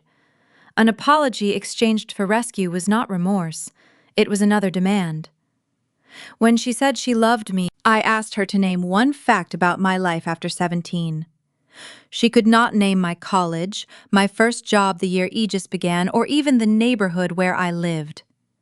Her silence answered more honestly than her tears.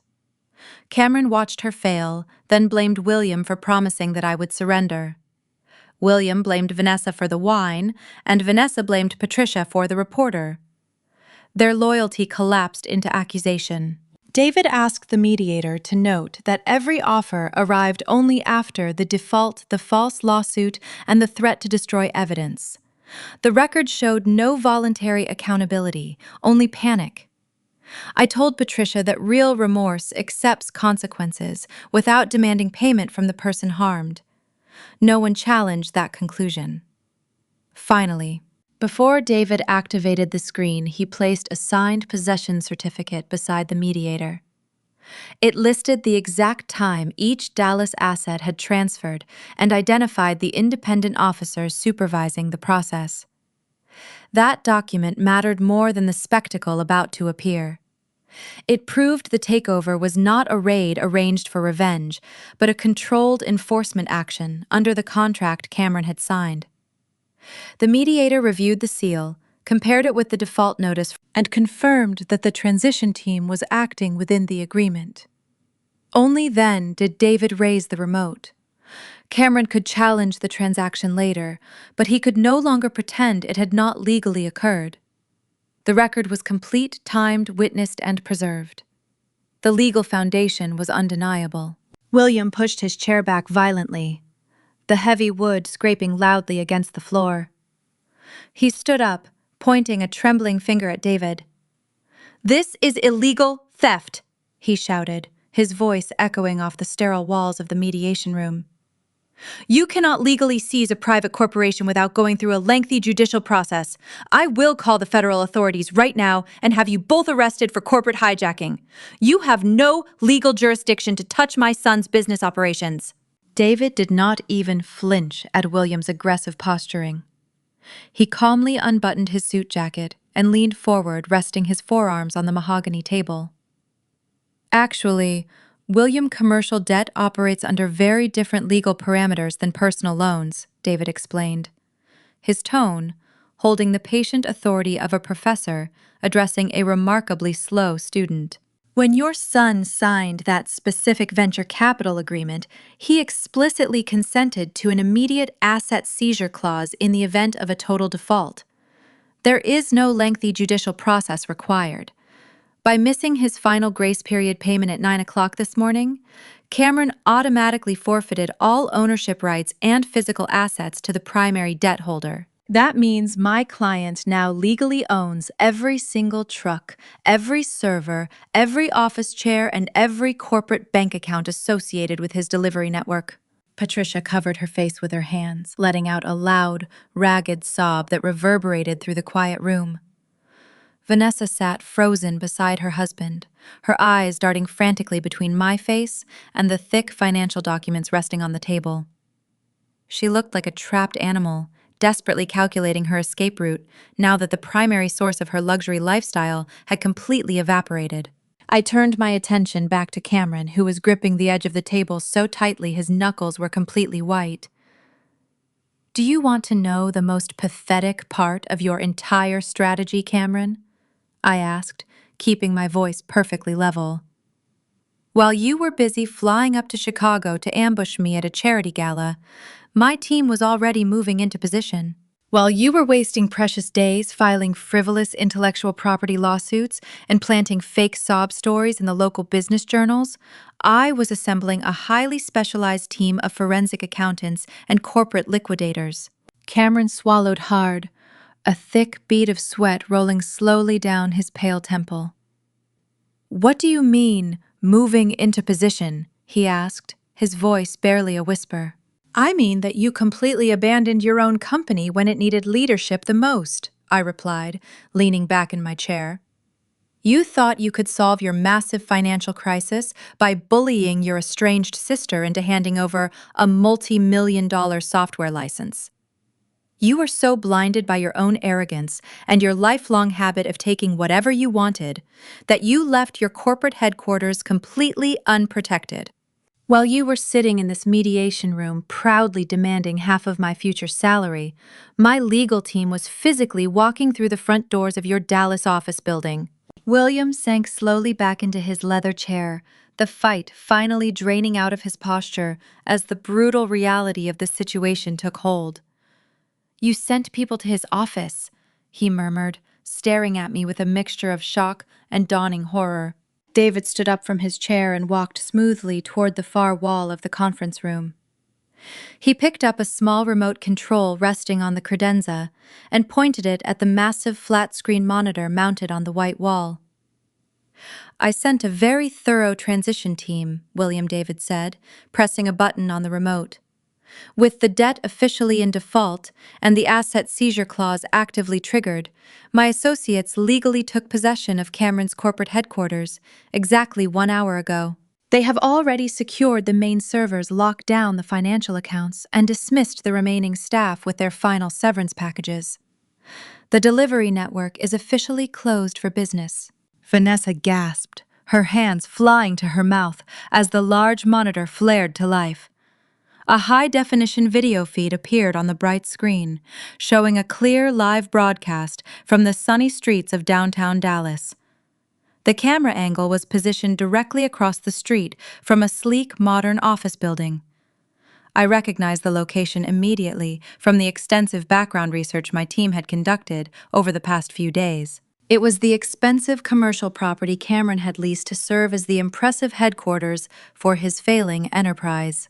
"Look closely, Cameron," I instructed, gesturing toward the bright screen.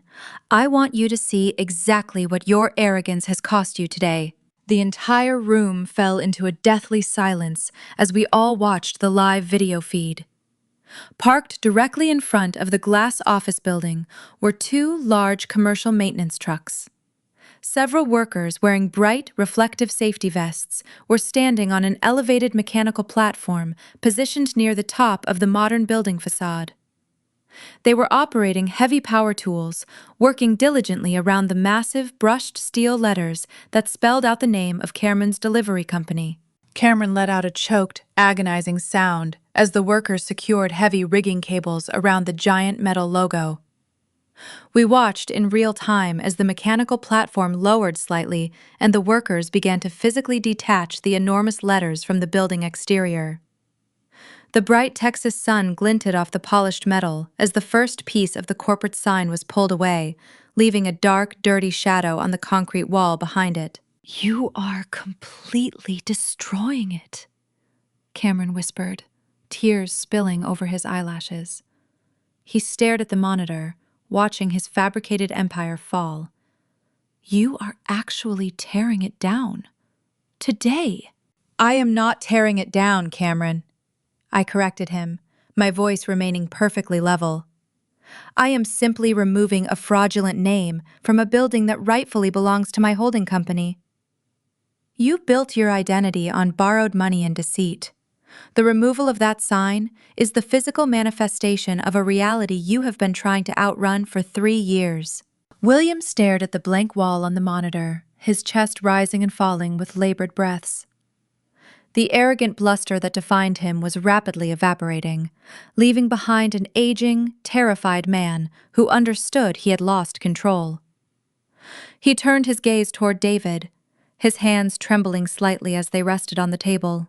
I watched Cameron stare at the monitor as the last metal letter came away from the Dallas building. The empty outline of his company name remained on the facade like a shadow. His knees struck the underside of the table. William tore his gaze from the screen and turned toward David with a fear that had nothing to do with trucks or office furniture. "You may have possession of the building," William said, "but the internal data must remain sealed.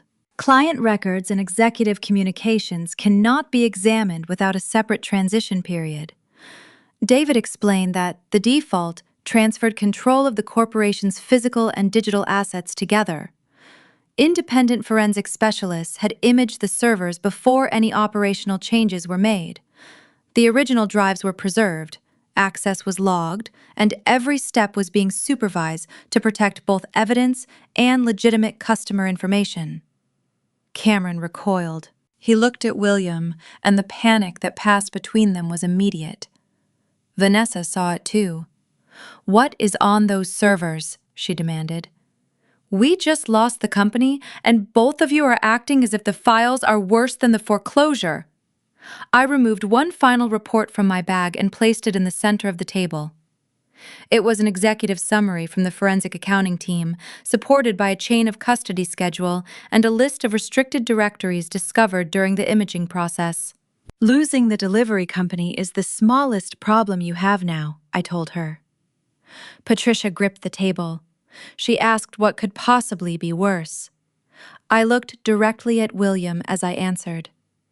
The analysts expected overdue vendor bills, unpaid leases, and desperate messages to lenders. They found all of that. They also found a second set of ledgers hidden inside directories, labeled as vehicle maintenance archives. Those ledgers recorded payments to phantom vendors that had never supplied a truck, repaired an engine, or delivered a package. Cameron closed his eyes. The phantom vendors transferred money into a network of shell entities.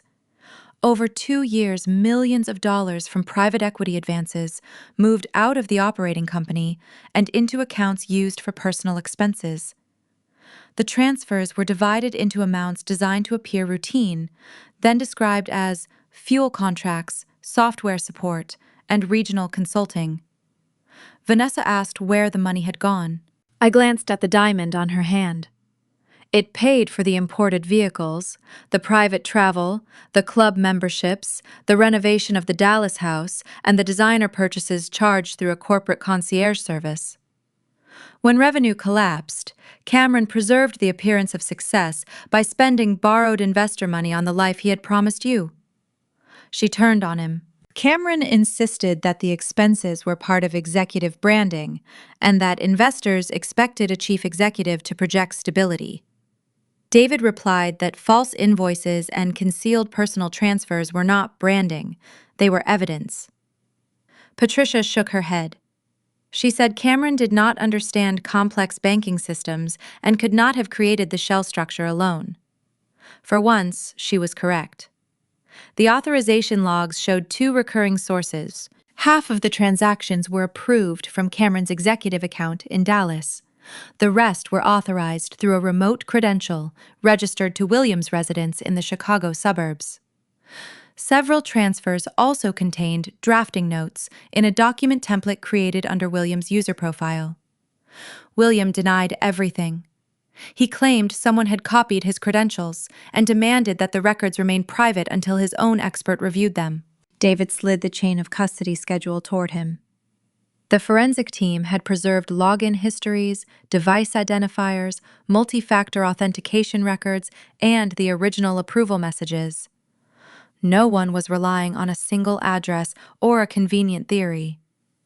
The evidence linked his device, his credentials, and his written instructions to the transfers. The mediator stood abruptly. As an officer of the court, he said, he could not continue a civil mediation after receiving credible evidence of active financial felonies. He ended the session, gathered his notes, and instructed the parties to communicate only through counsel. The glass doors closed behind him, leaving the family in a silence stripped of performance. William bent over the table. His voice dropped to a whisper. He said, "The matter could still remain private because I controlled the acquired company." He proposed a repayment plan and promised that the family would withdraw every claim against Aegis. He even offered a public apology. I reminded him that privacy had been his concern only after the evidence pointed toward him. At the gala, he had threatened to destroy my reputation. In the lobby, he had demanded my software. In the press, he had accused me of abandoning sick parents. Now he wanted confidentiality because truth had become expensive. Patricia said we were blood. Cameron asked whether I truly wanted to send my father and brother to prison. Vanessa remained silent, calculating which explanation might distance her from the accounts bearing her expenses. I stood and buttoned my jacket. The server logs were no longer a family bargaining chip. The forensic team had a duty to preserve evidence of suspected crimes, and my counsel had already followed that duty. I did not just seize the assets, I said. 2 hours ago, we delivered the imaged records of accounting report and chain of custody documentation to the Federal Bureau of Investigation and the appropriate financial crime unit. William's face turned gray. Cameron stared at the blank company sign on the monitor. Patricia made a thin, choking sound. Federal agents should be waiting at your hotel, I continued.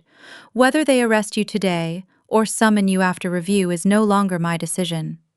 From this moment forward, you answer to investigators, not to me. Vanessa seized Cameron's sleeve and ordered him to leave. He rose, unsteadily. William pulled Patricia from her chair, abandoning the settlement papers and the loan documents on the table. They fled the room together, no longer a united family, but four frightened people racing toward consequences they had spent years postponing. David switched off the monitor. The screen went black, and the conference room became quiet again. I looked at the empty chairs and felt no triumphal rush, only the solid relief of knowing that their threats could no longer reach my company, my home, or the life I had built. David reminded me that investigators, not headlines, would determine criminal responsibility. The referral did not guarantee an immediate arrest, and we would not interfere with their process. Our obligation was to preserve the original evidence, provide truthful statements, and stop discussing investigative details publicly. I agreed. Revenge did not require exaggeration. The documented transfers, authenticated approvals, and hidden ledgers were powerful precisely because they could withstand patient examination. Before we left, David collected every copy of the forensic summary except the mediator's sealed record. The original server images remained with independent custodians. Cameron could accuse us of manipulation, but the chain of custody had been designed to answer that accusation before he made it. The distinction mattered. I had not ordered an arrest, promised a sentence, or claimed authority I did not possess. I had reported evidence and stepped aside. The record stayed clear. Completely. I woke up the next morning in my penthouse apartment feeling an incredible sense of lightness that I had not experienced in 15 years. I walked into my kitchen, poured a hot cup of black coffee, and turned on the television to the primary financial news network. I did not have to wait long to see the explosive results of my forensic accounting reports. The morning anchors were practically vibrating with intense excitement as they broke the massive corporate scandal. A large graphic flashed across the bottom of the screen, displaying a photograph of my brother. The bold red headline read, "Golden Boy Chief Executive Officer Exposed in Million-Dollar Fraud." The lead financial reporter detailed the staggering extent of the embezzlement scheme. She explained how the highly praised delivery network in Dallas was actually a hollow shell corporation utilized specifically to funnel venture capital money into private offshore accounts. The news network had acquired copies of the anonymous tips sent to the federal authorities outlining the fraudulent wire transfers and the fake vendor invoices. They brought on a panel of legal experts who discussed the severe federal penalties for wire fraud and corporate money laundering. I took a slow sip of my coffee, watching the polished anchors completely dismantle the fabricated legacy my family had spent decades trying to protect. They did not just expose Cameron. The reporters explicitly mentioned the direct involvement of an unnamed family member operating out of a wealthy Chicago suburb who had facilitated the complex financial laundering process. They discussed how the massive corporate debt had triggered an immediate asset seizure by a major logistics firm, completely wiping out the fraudulent delivery company overnight. The entire carefully constructed illusion of my family's immense success was being publicly broadcast as a pathetic, desperate criminal enterprise. My phone began to buzz with text messages from David, confirming that the federal agents had successfully intercepted William and Cameron at their downtown hotel late last night for extensive questioning. By early afternoon, the fallout began to spread far beyond the corporate financial sector. David called me to provide a highly detailed update on William's desperate, frantic movements following their release from initial federal questioning. Because they were not deemed immediate flight risks, the authorities had temporarily released them, pending formal grand jury indictments. William immediately went into aggressive damage control mode. He honestly believed he could somehow leverage his deep social connections to secure a massive legal bailout and save his ruined reputation. David informed me that William had driven directly to his elite private country club in the wealthy suburbs. This was the exact same exclusive society my parents had always valued far above my own life. It was the social circle they had desperately tried to impress by abandoning me in Chicago 15 years ago. William walked into the lavish dining room expecting to find his wealthy friends ready to offer him high-priced defense attorneys and quiet personal loans. Instead, he was met with total, devastating humiliation. The news of the federal investigation and the massive financial fraud had already spread like wildfire through the country club gossip network. When William approached his usual table of wealthy associates, they deliberately turned their backs on him. The club president, a man William had golfed with for over a decade, quietly asked him to clear out his private locker and leave the premises immediately to avoid causing a public scene. The incredibly wealthy society my parents had worshipped for their entire lives completely ostracized them in a matter of hours. Patricia experienced a similar brutal rejection when she received a brief formal email notifying her that she was permanently removed from her prestigious charity boards. They were treated like a highly contagious disease by the very people they had sacrificed their own daughter to impress. The ultimate public breaking point occurred later that evening, and it was broadcast for the entire world to witness. I was sitting in my living room, reviewing an upcoming logistics contract, when David forwarded me a link to a viral video spreading rapidly across social media platforms. I clicked the link and watched as the shaky cell phone footage began to play. The video had been recorded by a bystander standing outside the luxury downtown hotel where my family was staying. Cameron and Vanessa were standing on the rain-slicked sidewalk, surrounded by their expensive designer luggage. They had clearly just been evicted from the hotel after their corporate credit cards were officially frozen by the federal authorities. Vanessa was screaming at Cameron at the absolute top of her lungs, her voice echoing sharply against the tall brick buildings. "You completely ruined my life!" she shrieked, her face contorted with pure vicious rage. "You told me your delivery company was totally fine. You swore to me that she was just a stupid programmer we could easily extort for cash. You are going to federal prison, and I am not going down with you." Cameron stood there, looking completely pathetic and helpless, holding a leather garment bag and staring blankly at his furious wife. Vanessa did not wait for him to respond. She reached down and violently yanked the massive diamond wedding ring off her finger. She threw the heavy ring directly at Cameron's chest, the diamond bouncing off his suit jacket and clattering into the wet street gutter. She turned around, grabbed her smallest designer bag, and climbed into a waiting yellow taxi, speeding off into the busy Chicago traffic and leaving her husband standing entirely alone in the freezing rain. This magnificent collapse was the poetic justice I had earned through blood and tears. Their entire world was burning down around them, and I did not have to lift a single finger to strike the final match. The heavy consequences of their own toxic greed were finally demanding payment in full. The investigation did not remain anonymous for long. By noon, reporters had confirmed that William was the Chicago relative connected to the authorization trail. Cameras gathered outside the country club, the hotel, and the offices of the attorneys who had filed the false intellectual property claim. The litigation firm issued a statement withdrawing from representation after discovering that material information supplied by its clients was inaccurate. The cease and desist demand collapsed before a judge ever considered it. Cameron's remaining customers terminated their contracts. Former employees began speaking publicly about unpaid mileage reimbursements, delayed payroll, and instructions to hide damaged vehicles before lender inspections. A regional supplier released copies of invoices that had been altered after submission. Each new disclosure showed that the scandal was not a single desperate transfer, but an operating culture built around concealment. William attempted to call 3 former banking colleagues.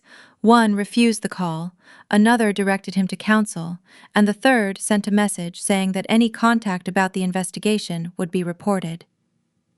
Patricia contacted women from her charity boards and received only formal replies requesting that she stop using their names in public statements. The rejection mattered because status had always been their substitute for affection. They had abandoned me to preserve a place among people who vanished the instant association became inconvenient. Watching that circle close around them did not feel like revenge completed. It felt like the first public accounting of a private cruelty that had gone unchallenged for 15 years. The consequences were still moving, and their most painful losses had not yet arrived. Inside Aegis, I addressed employees before rumors could replace facts. I explained that the company had acquired a distressed debt portfolio through ordinary governance, that our systems were secure, and that no customer data from Dallas would be used outside lawful transition work. Staff members who had watched the gala video offered support, but I asked them not to attack my family online. We would answer misconduct with records, not a mob. That restraint strengthened confidence among clients and board members. Several major customers renewed contracts early, publicly stating that Aegis had handled an attempted extortion with transparency and discipline. The reputation William threatened to destroy became stronger because I refused to behave like him. The board issued no dramatic statement about my family. It confirmed only that Aegis operations remained stable and that governance procedures had been followed. That restraint denied William another public argument to exploit. No one there could honestly dispute that. Publicly, the following 2 weeks unfolded with brutal swiftness. Federal authorities moved quickly to secure multiple indictments against William and Cameron. Because the digital evidence was entirely irrefutable, the government immediately froze every single bank account associated with the Williams family. The sprawling estate in Dallas was officially seized by federal marshals. By Thursday, the bank initiated an immediate foreclosure on my parents' luxury suburban home in Chicago. They had foolishly used their primary residence as collateral to secure Cameron's high-interest corporate loans. When my venture capital firm liquidated the delivery network, all of their personal assets were automatically forfeited to the bank. I focused my energy completely on my work at Aegis Logistics. The board of directors gave me their absolute, unconditional support. My days were filled with highly productive strategy meetings, and my evenings were spent in the quiet, luxurious sanctuary of my penthouse apartment. The toxic, chaotic noise of my estranged family had been completely silenced by the federal justice system. The financial collapse reached William and Patricia in layers. The first notice came from the bank handling the mortgage on their suburban Chicago home. Because they had pledged the property as additional security for Cameron's loans, his default triggered a demand for immediate repayment. They had 10 business days to cure an amount they could not possibly raise. The second notice came from the custodian of their retirement accounts. Years earlier, William had borrowed against both accounts to fund Cameron's expansion and later signed a cross-collateral agreement during a refinancing. The remaining balance was now restricted while lawyers determined which assets could be applied to the debt and which might be subject to forfeiture in the criminal investigation. Patricia called David's office repeatedly. She insisted that the documents had been too complicated for her to understand and claimed William had told her the signatures were routine estate planning forms. David directed every call to her own counsel. The protective distance enraged her. For the first time, no family member was available to translate consequences into rescue. At their house, appraisers arrived with cameras and inventory sheets. They photographed the artwork, the wine collection, the antique furniture, and the jewelry William had listed on collateral schedules. Patricia followed them from room to room, protesting that wedding gifts and inherited pieces could not be touched. The appraisers recorded each objection without changing their work. William spent his days making calls from the study. He contacted former clients, club acquaintances, and distant relatives. He asked for bridge loans, temporary housing, or introductions to defense attorneys willing to delay payment. Every conversation ended politely and quickly. People who once accepted his invitations now feared that any money exchanged with him might draw scrutiny. The house became a battlefield.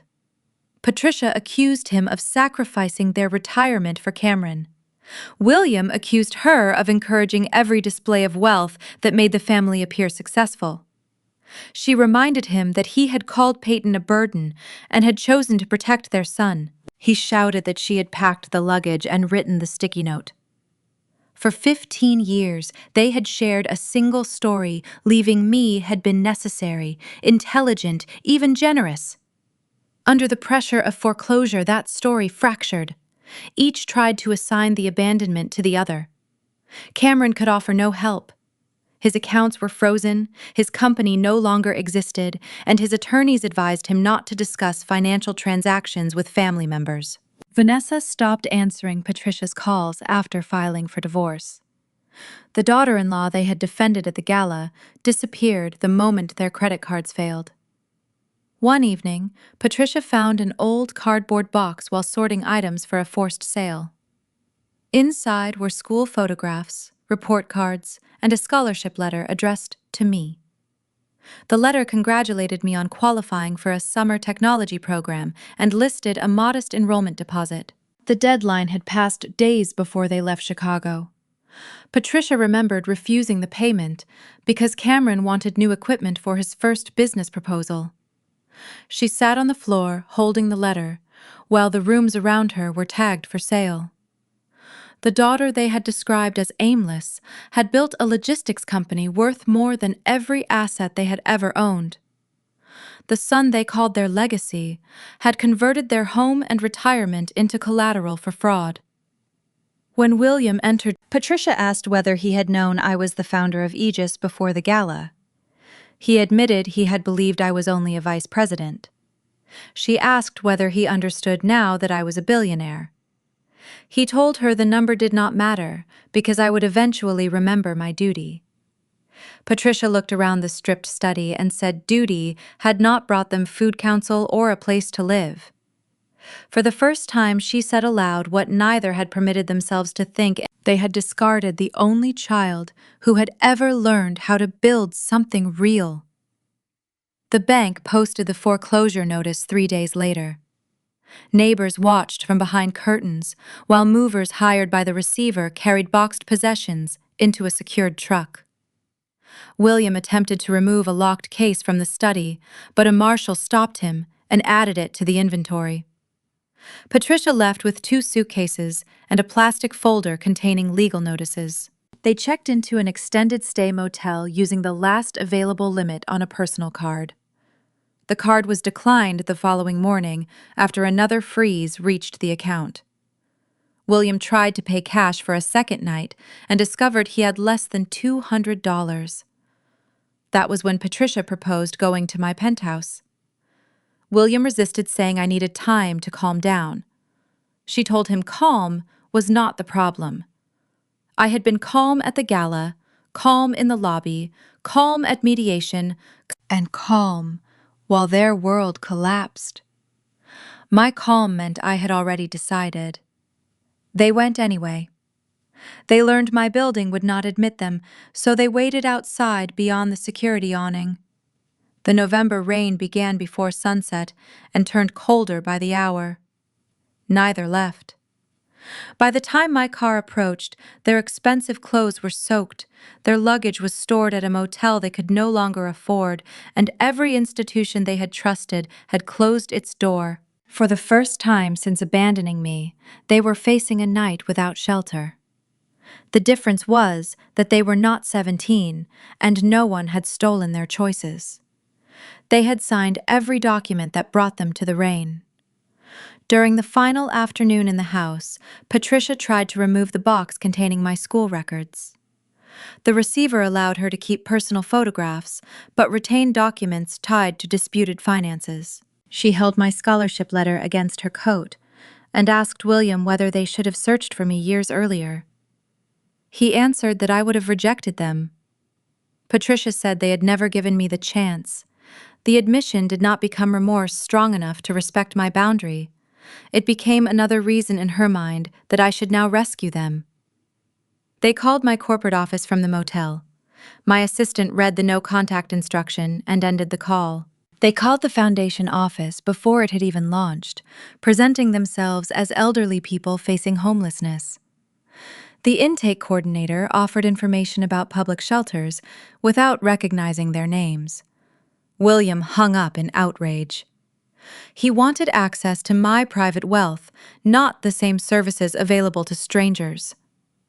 By the time they chose the penthouse, they had rejected a temporary shelter placement, a legal aid referral, and a church program because each required rules of shared space or financial disclosure. Their claim that they had nowhere to go was not entirely true. What they lacked was the life they believed my money should restore. At the motel, Patricia finally read every foreclosure page instead of handing it to William. She discovered that her signature appeared beside the retirement pledge and the home guarantee. She remembered signing at the kitchen counter while Cameron celebrated a supposed expansion. No one had forced her hand.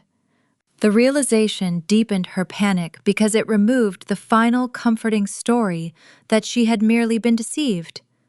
She had participated, trusted the golden child, and ignored every warning that threatened the image she preferred. The documents finally defeated every excuse she had preserved. Irrevocably, it was a bitterly cold Friday evening in late November when the final, inevitable confrontation took place. A freezing, relentless rain was coming down in thick, heavy sheets, turning the busy Chicago streets into a gray, blurred canvas. My private driver dropped me off right at the edge of the sleek, covered walkway leading to the secure, private entrance of my high-rise residential building. The wind howled sharply, whipping the freezing rain against the tall glass windows. I stepped out of the warm, luxury sedan, pulling my heavy wool coat tightly around my shoulders. I opened my large designer umbrella and began walking briskly toward the brightly lit entrance. As I approached the glowing entrance, a sudden movement in the dark shadows caught my attention. Two figures were huddled together in the freezing, pouring rain, shivering violently against the cold, wet brick wall just outside the reach of the protective security awning. They looked incredibly frail and desperately pathetic, completely soaked through to the bone. I stopped walking, my hand gripping the handle of my umbrella. Through the thick gray sheets of freezing rain, I recognized the people standing in the dark. It was Patricia and William. They looked nothing like the arrogant, demanding people who had ambushed me at the corporate charity gala just a few short weeks ago. William's tailored suit was completely ruined, heavy with cold rainwater and clinging loosely to his shrinking frame. He looked like an incredibly old, broken man. His shoulders slumped forward and his face pale and gaunt. Patricia was shivering uncontrollably, her thin, soaked jacket offering absolutely no protection against the biting Chicago wind. Her perfectly styled hair was plastered flat against her skull, and her makeup was completely washed away, revealing the deep, terrified lines of a woman who had just lost her entire world. When Patricia saw me standing under my umbrella, she let out a loud, ragged gasp that cut right through the sound of the freezing rain. She stumbled forward, taking a desperate, shaky step into the bright light of the lobby awning. William followed closely behind her, his movements stiff and agonizingly slow.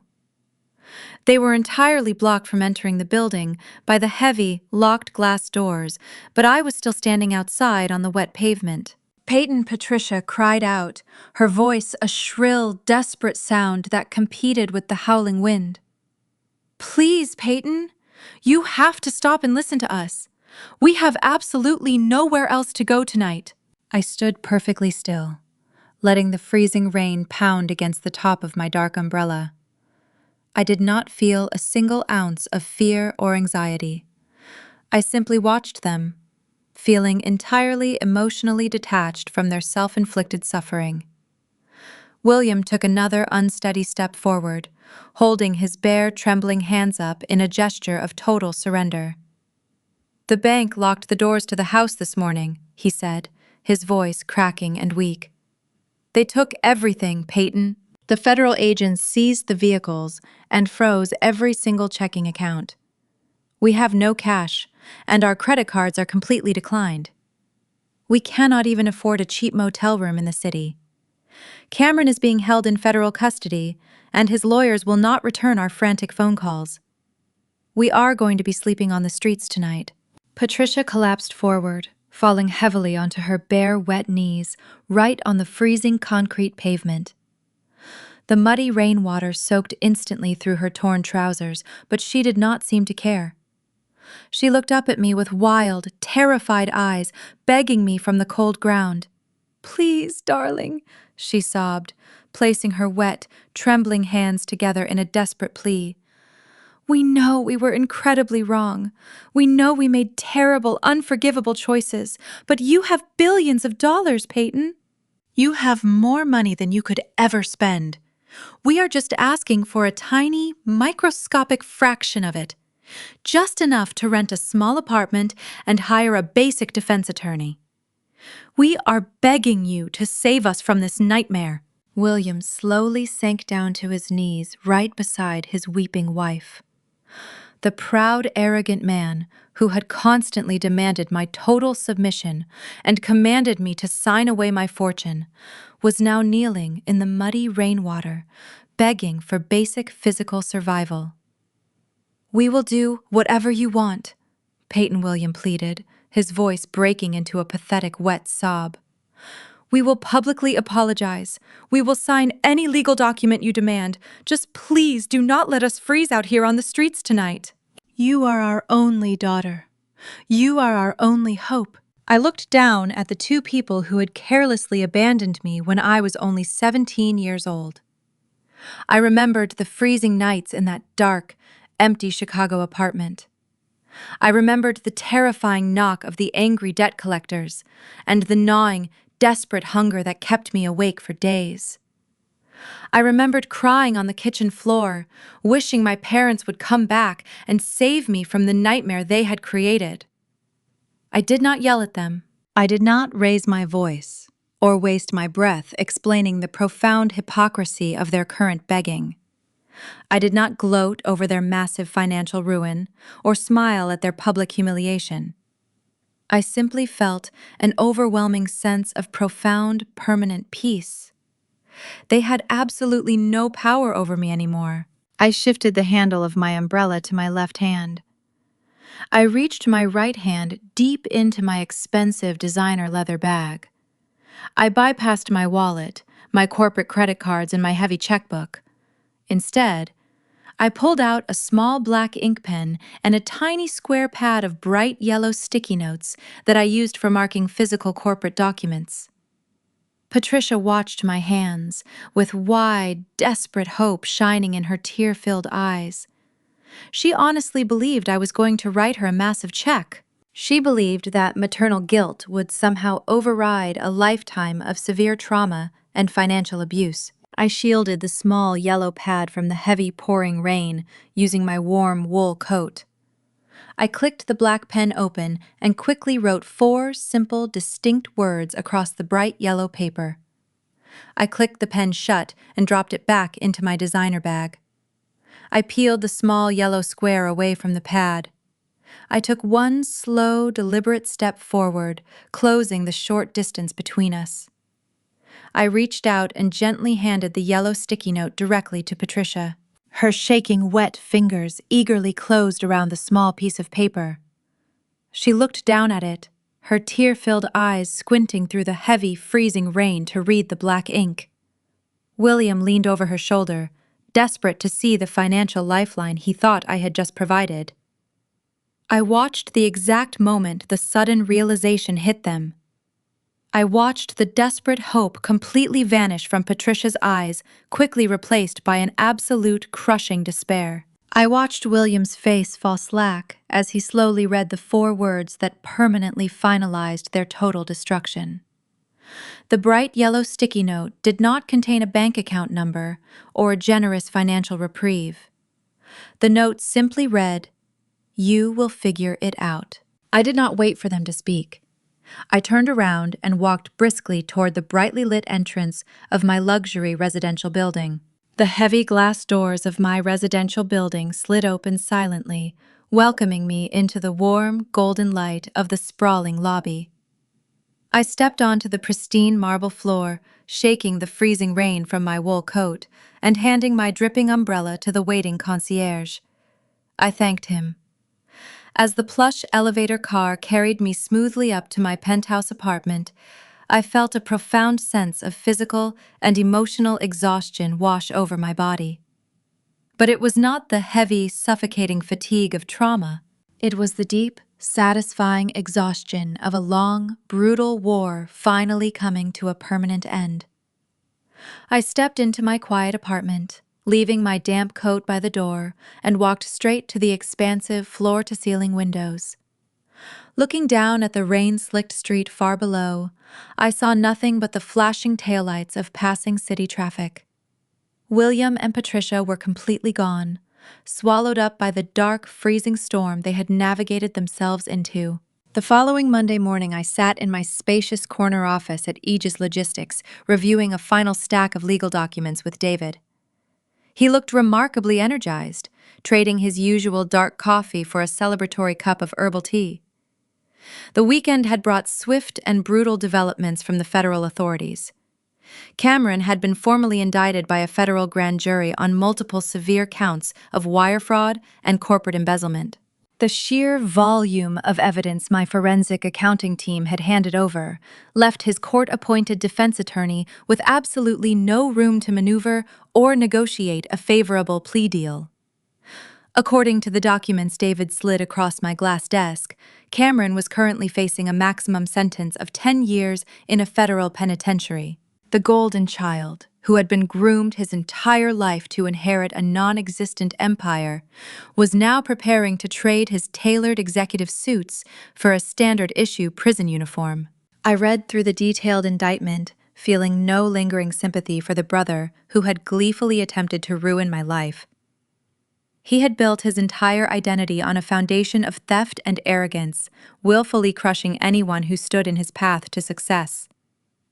Now he was going to spend the next decade of his life sitting in a concrete cell, contemplating the staggering magnitude of his own catastrophic failures. He would lose the best years of his adult life, locked away from the luxury and status he had sacrificed his own sister to achieve. Vanessa had already filed for an expedited divorce, completely abandoning him the exact second his bank accounts were frozen by the government. She had immediately moved back in with her wealthy parents, desperately trying to distance herself from the toxic, radioactive fallout of the Williams family name. But Cameron was not the only one facing total professional annihilation. David pulled a secondary legal file from his leather briefcase and placed it squarely in front of me.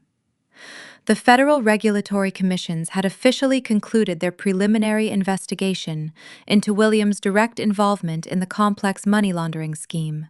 While William had managed to narrowly avoid direct prison time by aggressively cooperating with the federal prosecutors and turning over additional evidence against his own son, he did not escape the crushing wrath of the financial regulatory agencies.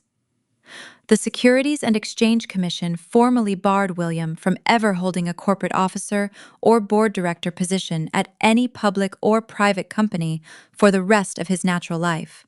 I stared at the official regulatory ruling, letting the absolute finality of that specific punishment sink into my mind.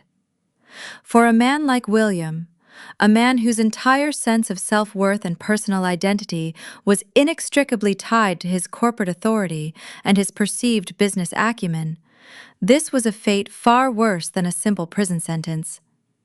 He was permanently stripped of his professional titles, his executive power, and his ability to ever command a boardroom again. He was officially legally branded as a corporate fraud. He would never again be able to sit at a mahogany table and dictate the lives of the people around him. His carefully crafted legacy was completely eradicated, replaced by a permanent public record of his deceit and failure. With the criminal elements rapidly resolving themselves, David shifted our focus to the final liquidation of Cameron's former delivery network. My transition team had spent the past few weeks meticulously stripping the Dallas company down to its bare, essential assets. They sold off the outdated delivery fleet to a regional competitor, liquidated the remaining commercial real estate leases, and auctioned off the valuable warehouse equipment.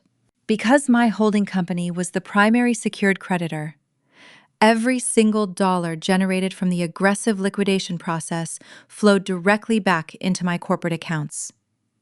David handed me the final financial summary, showing that we had successfully recovered a significant portion of the initial defaulted debt. I took a pen from my desk and formally signed off on the liquidation closure documents. The recovered funds would be quietly absorbed into the venture capital arm of Aegis Logistics, adding even more capital to my growing empire. The pathetic, failing company that Cameron had used as an excuse to ambush me at the charity gala simply ceased to exist. It was entirely erased from the corporate registry. Its physical and digital assets completely dissolved and absorbed into the very company he had violently tried to extort. The corporate victory was absolute and total, leaving no loose ends or unresolved financial liabilities. There was only one final step required to permanently close this dark chapter of my life. I pushed the signed liquidation documents back across the desk to David and folded my hands together.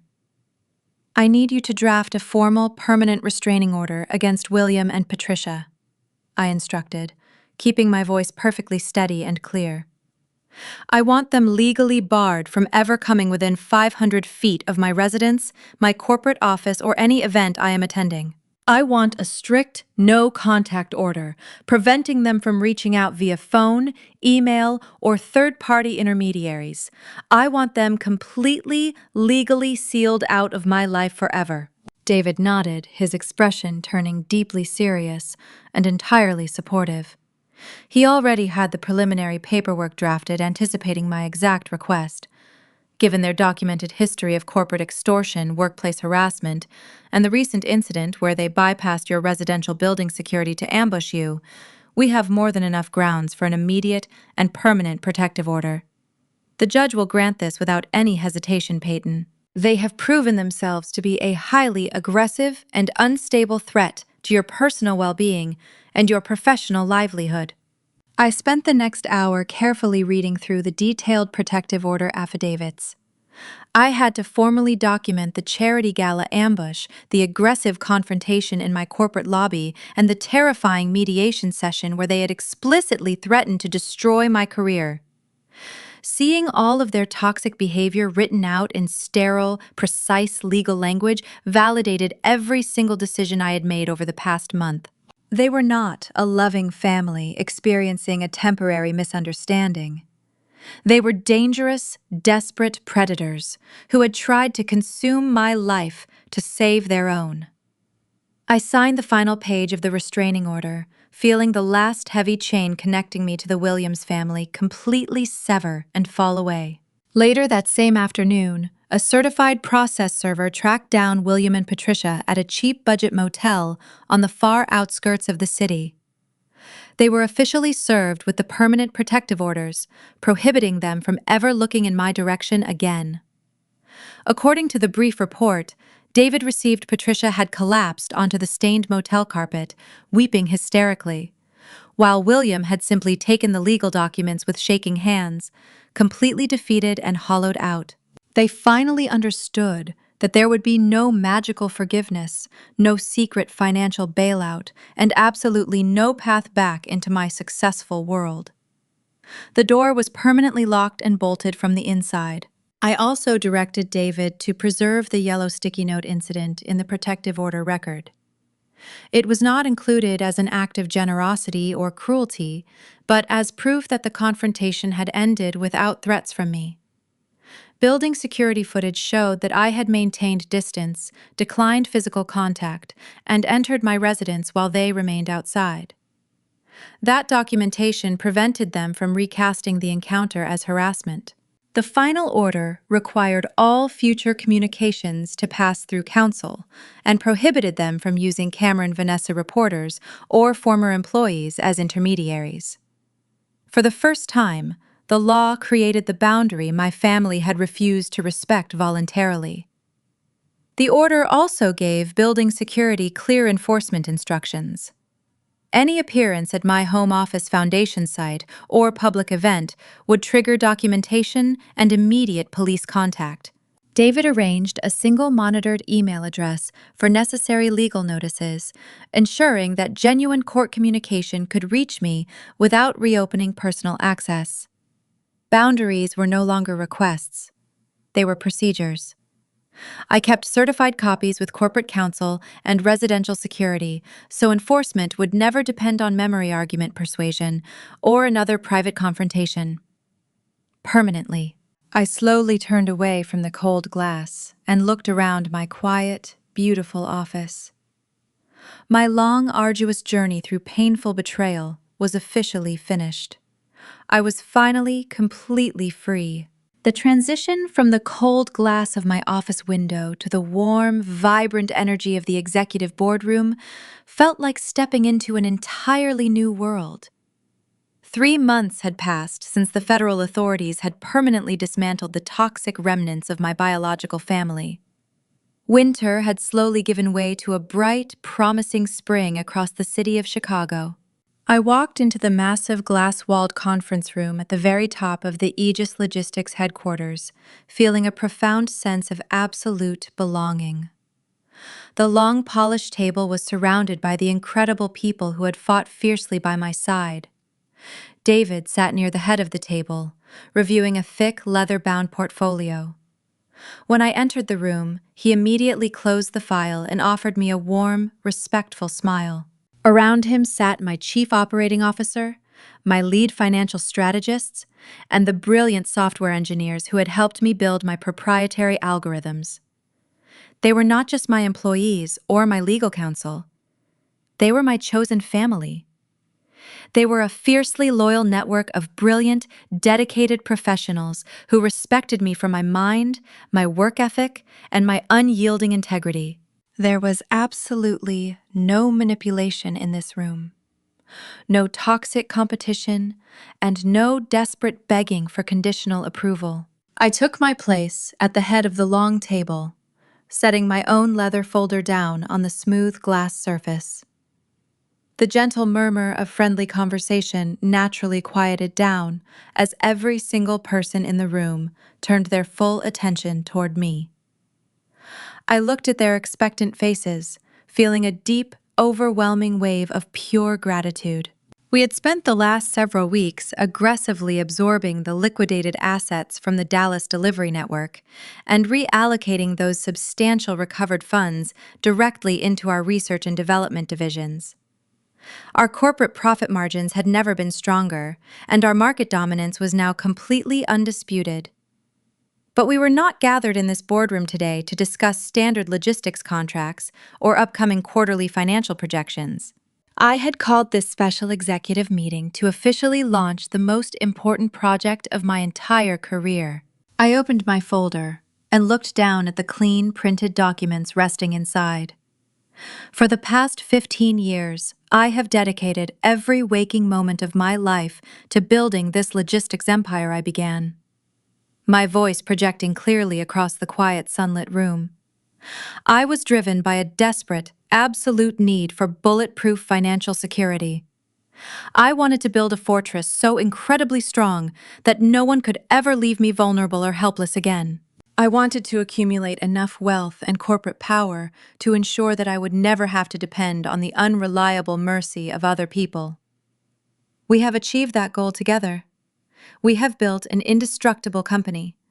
But over the last few months, going through some highly publicized personal challenges, I have realized that simply hoarding wealth behind high glass walls is not the ultimate measure of true success.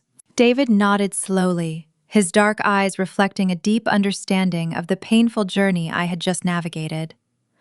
The rest of my executive team listened with rapt attention, fully engaged in my words.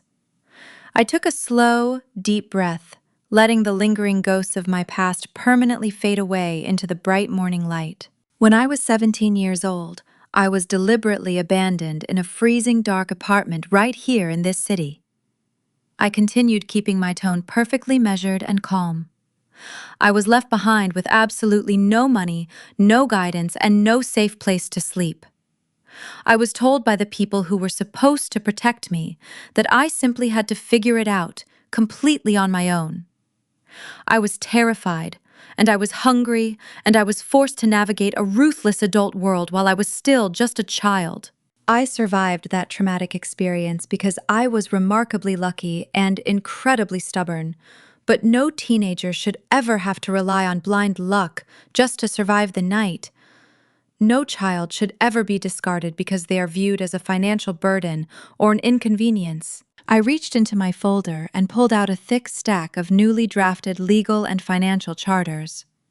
I slid them down the center of the glass table where David and my chief financial officer could easily reach them. Today, I am incredibly proud to announce the official launch of the Aegis Youth Empowerment Foundation, I stated, letting a genuine, joyful smile light up my face.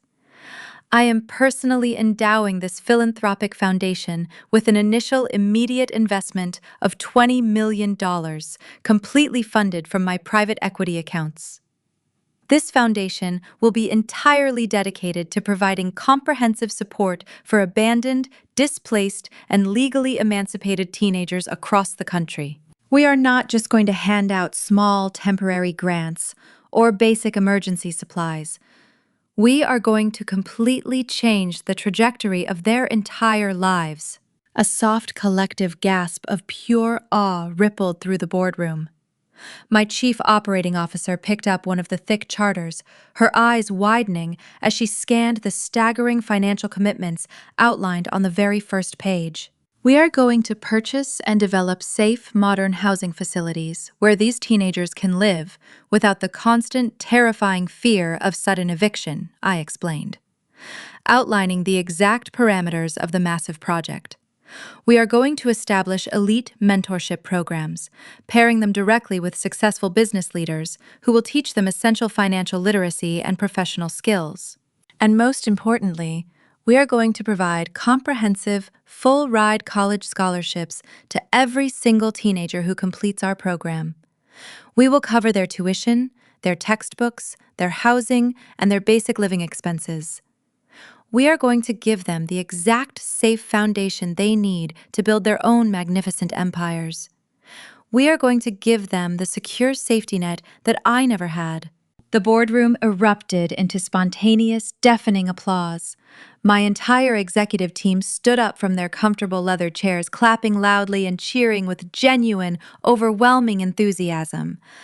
David looked at me with an expression of profound, absolute pride.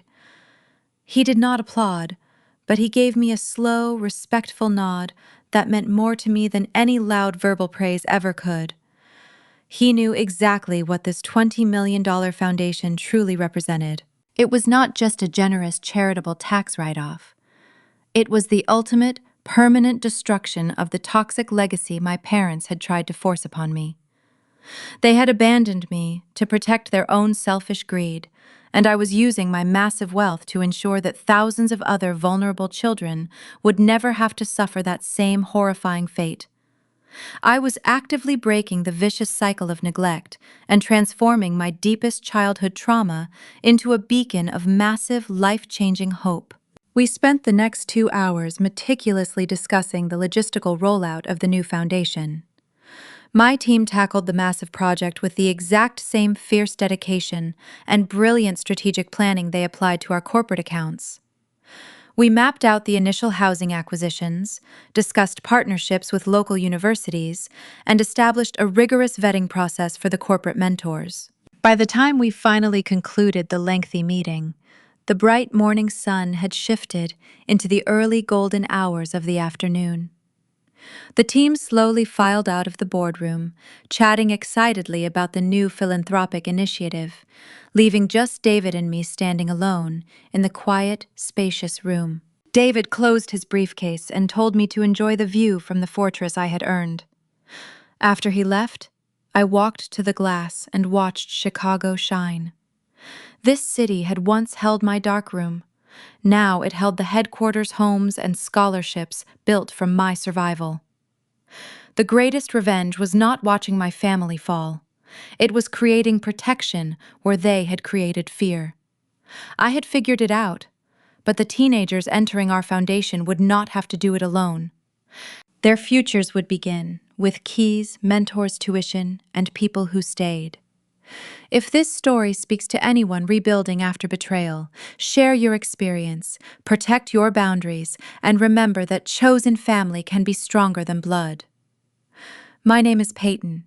I was abandoned here once. I belonged to myself, and that legacy could never be seized.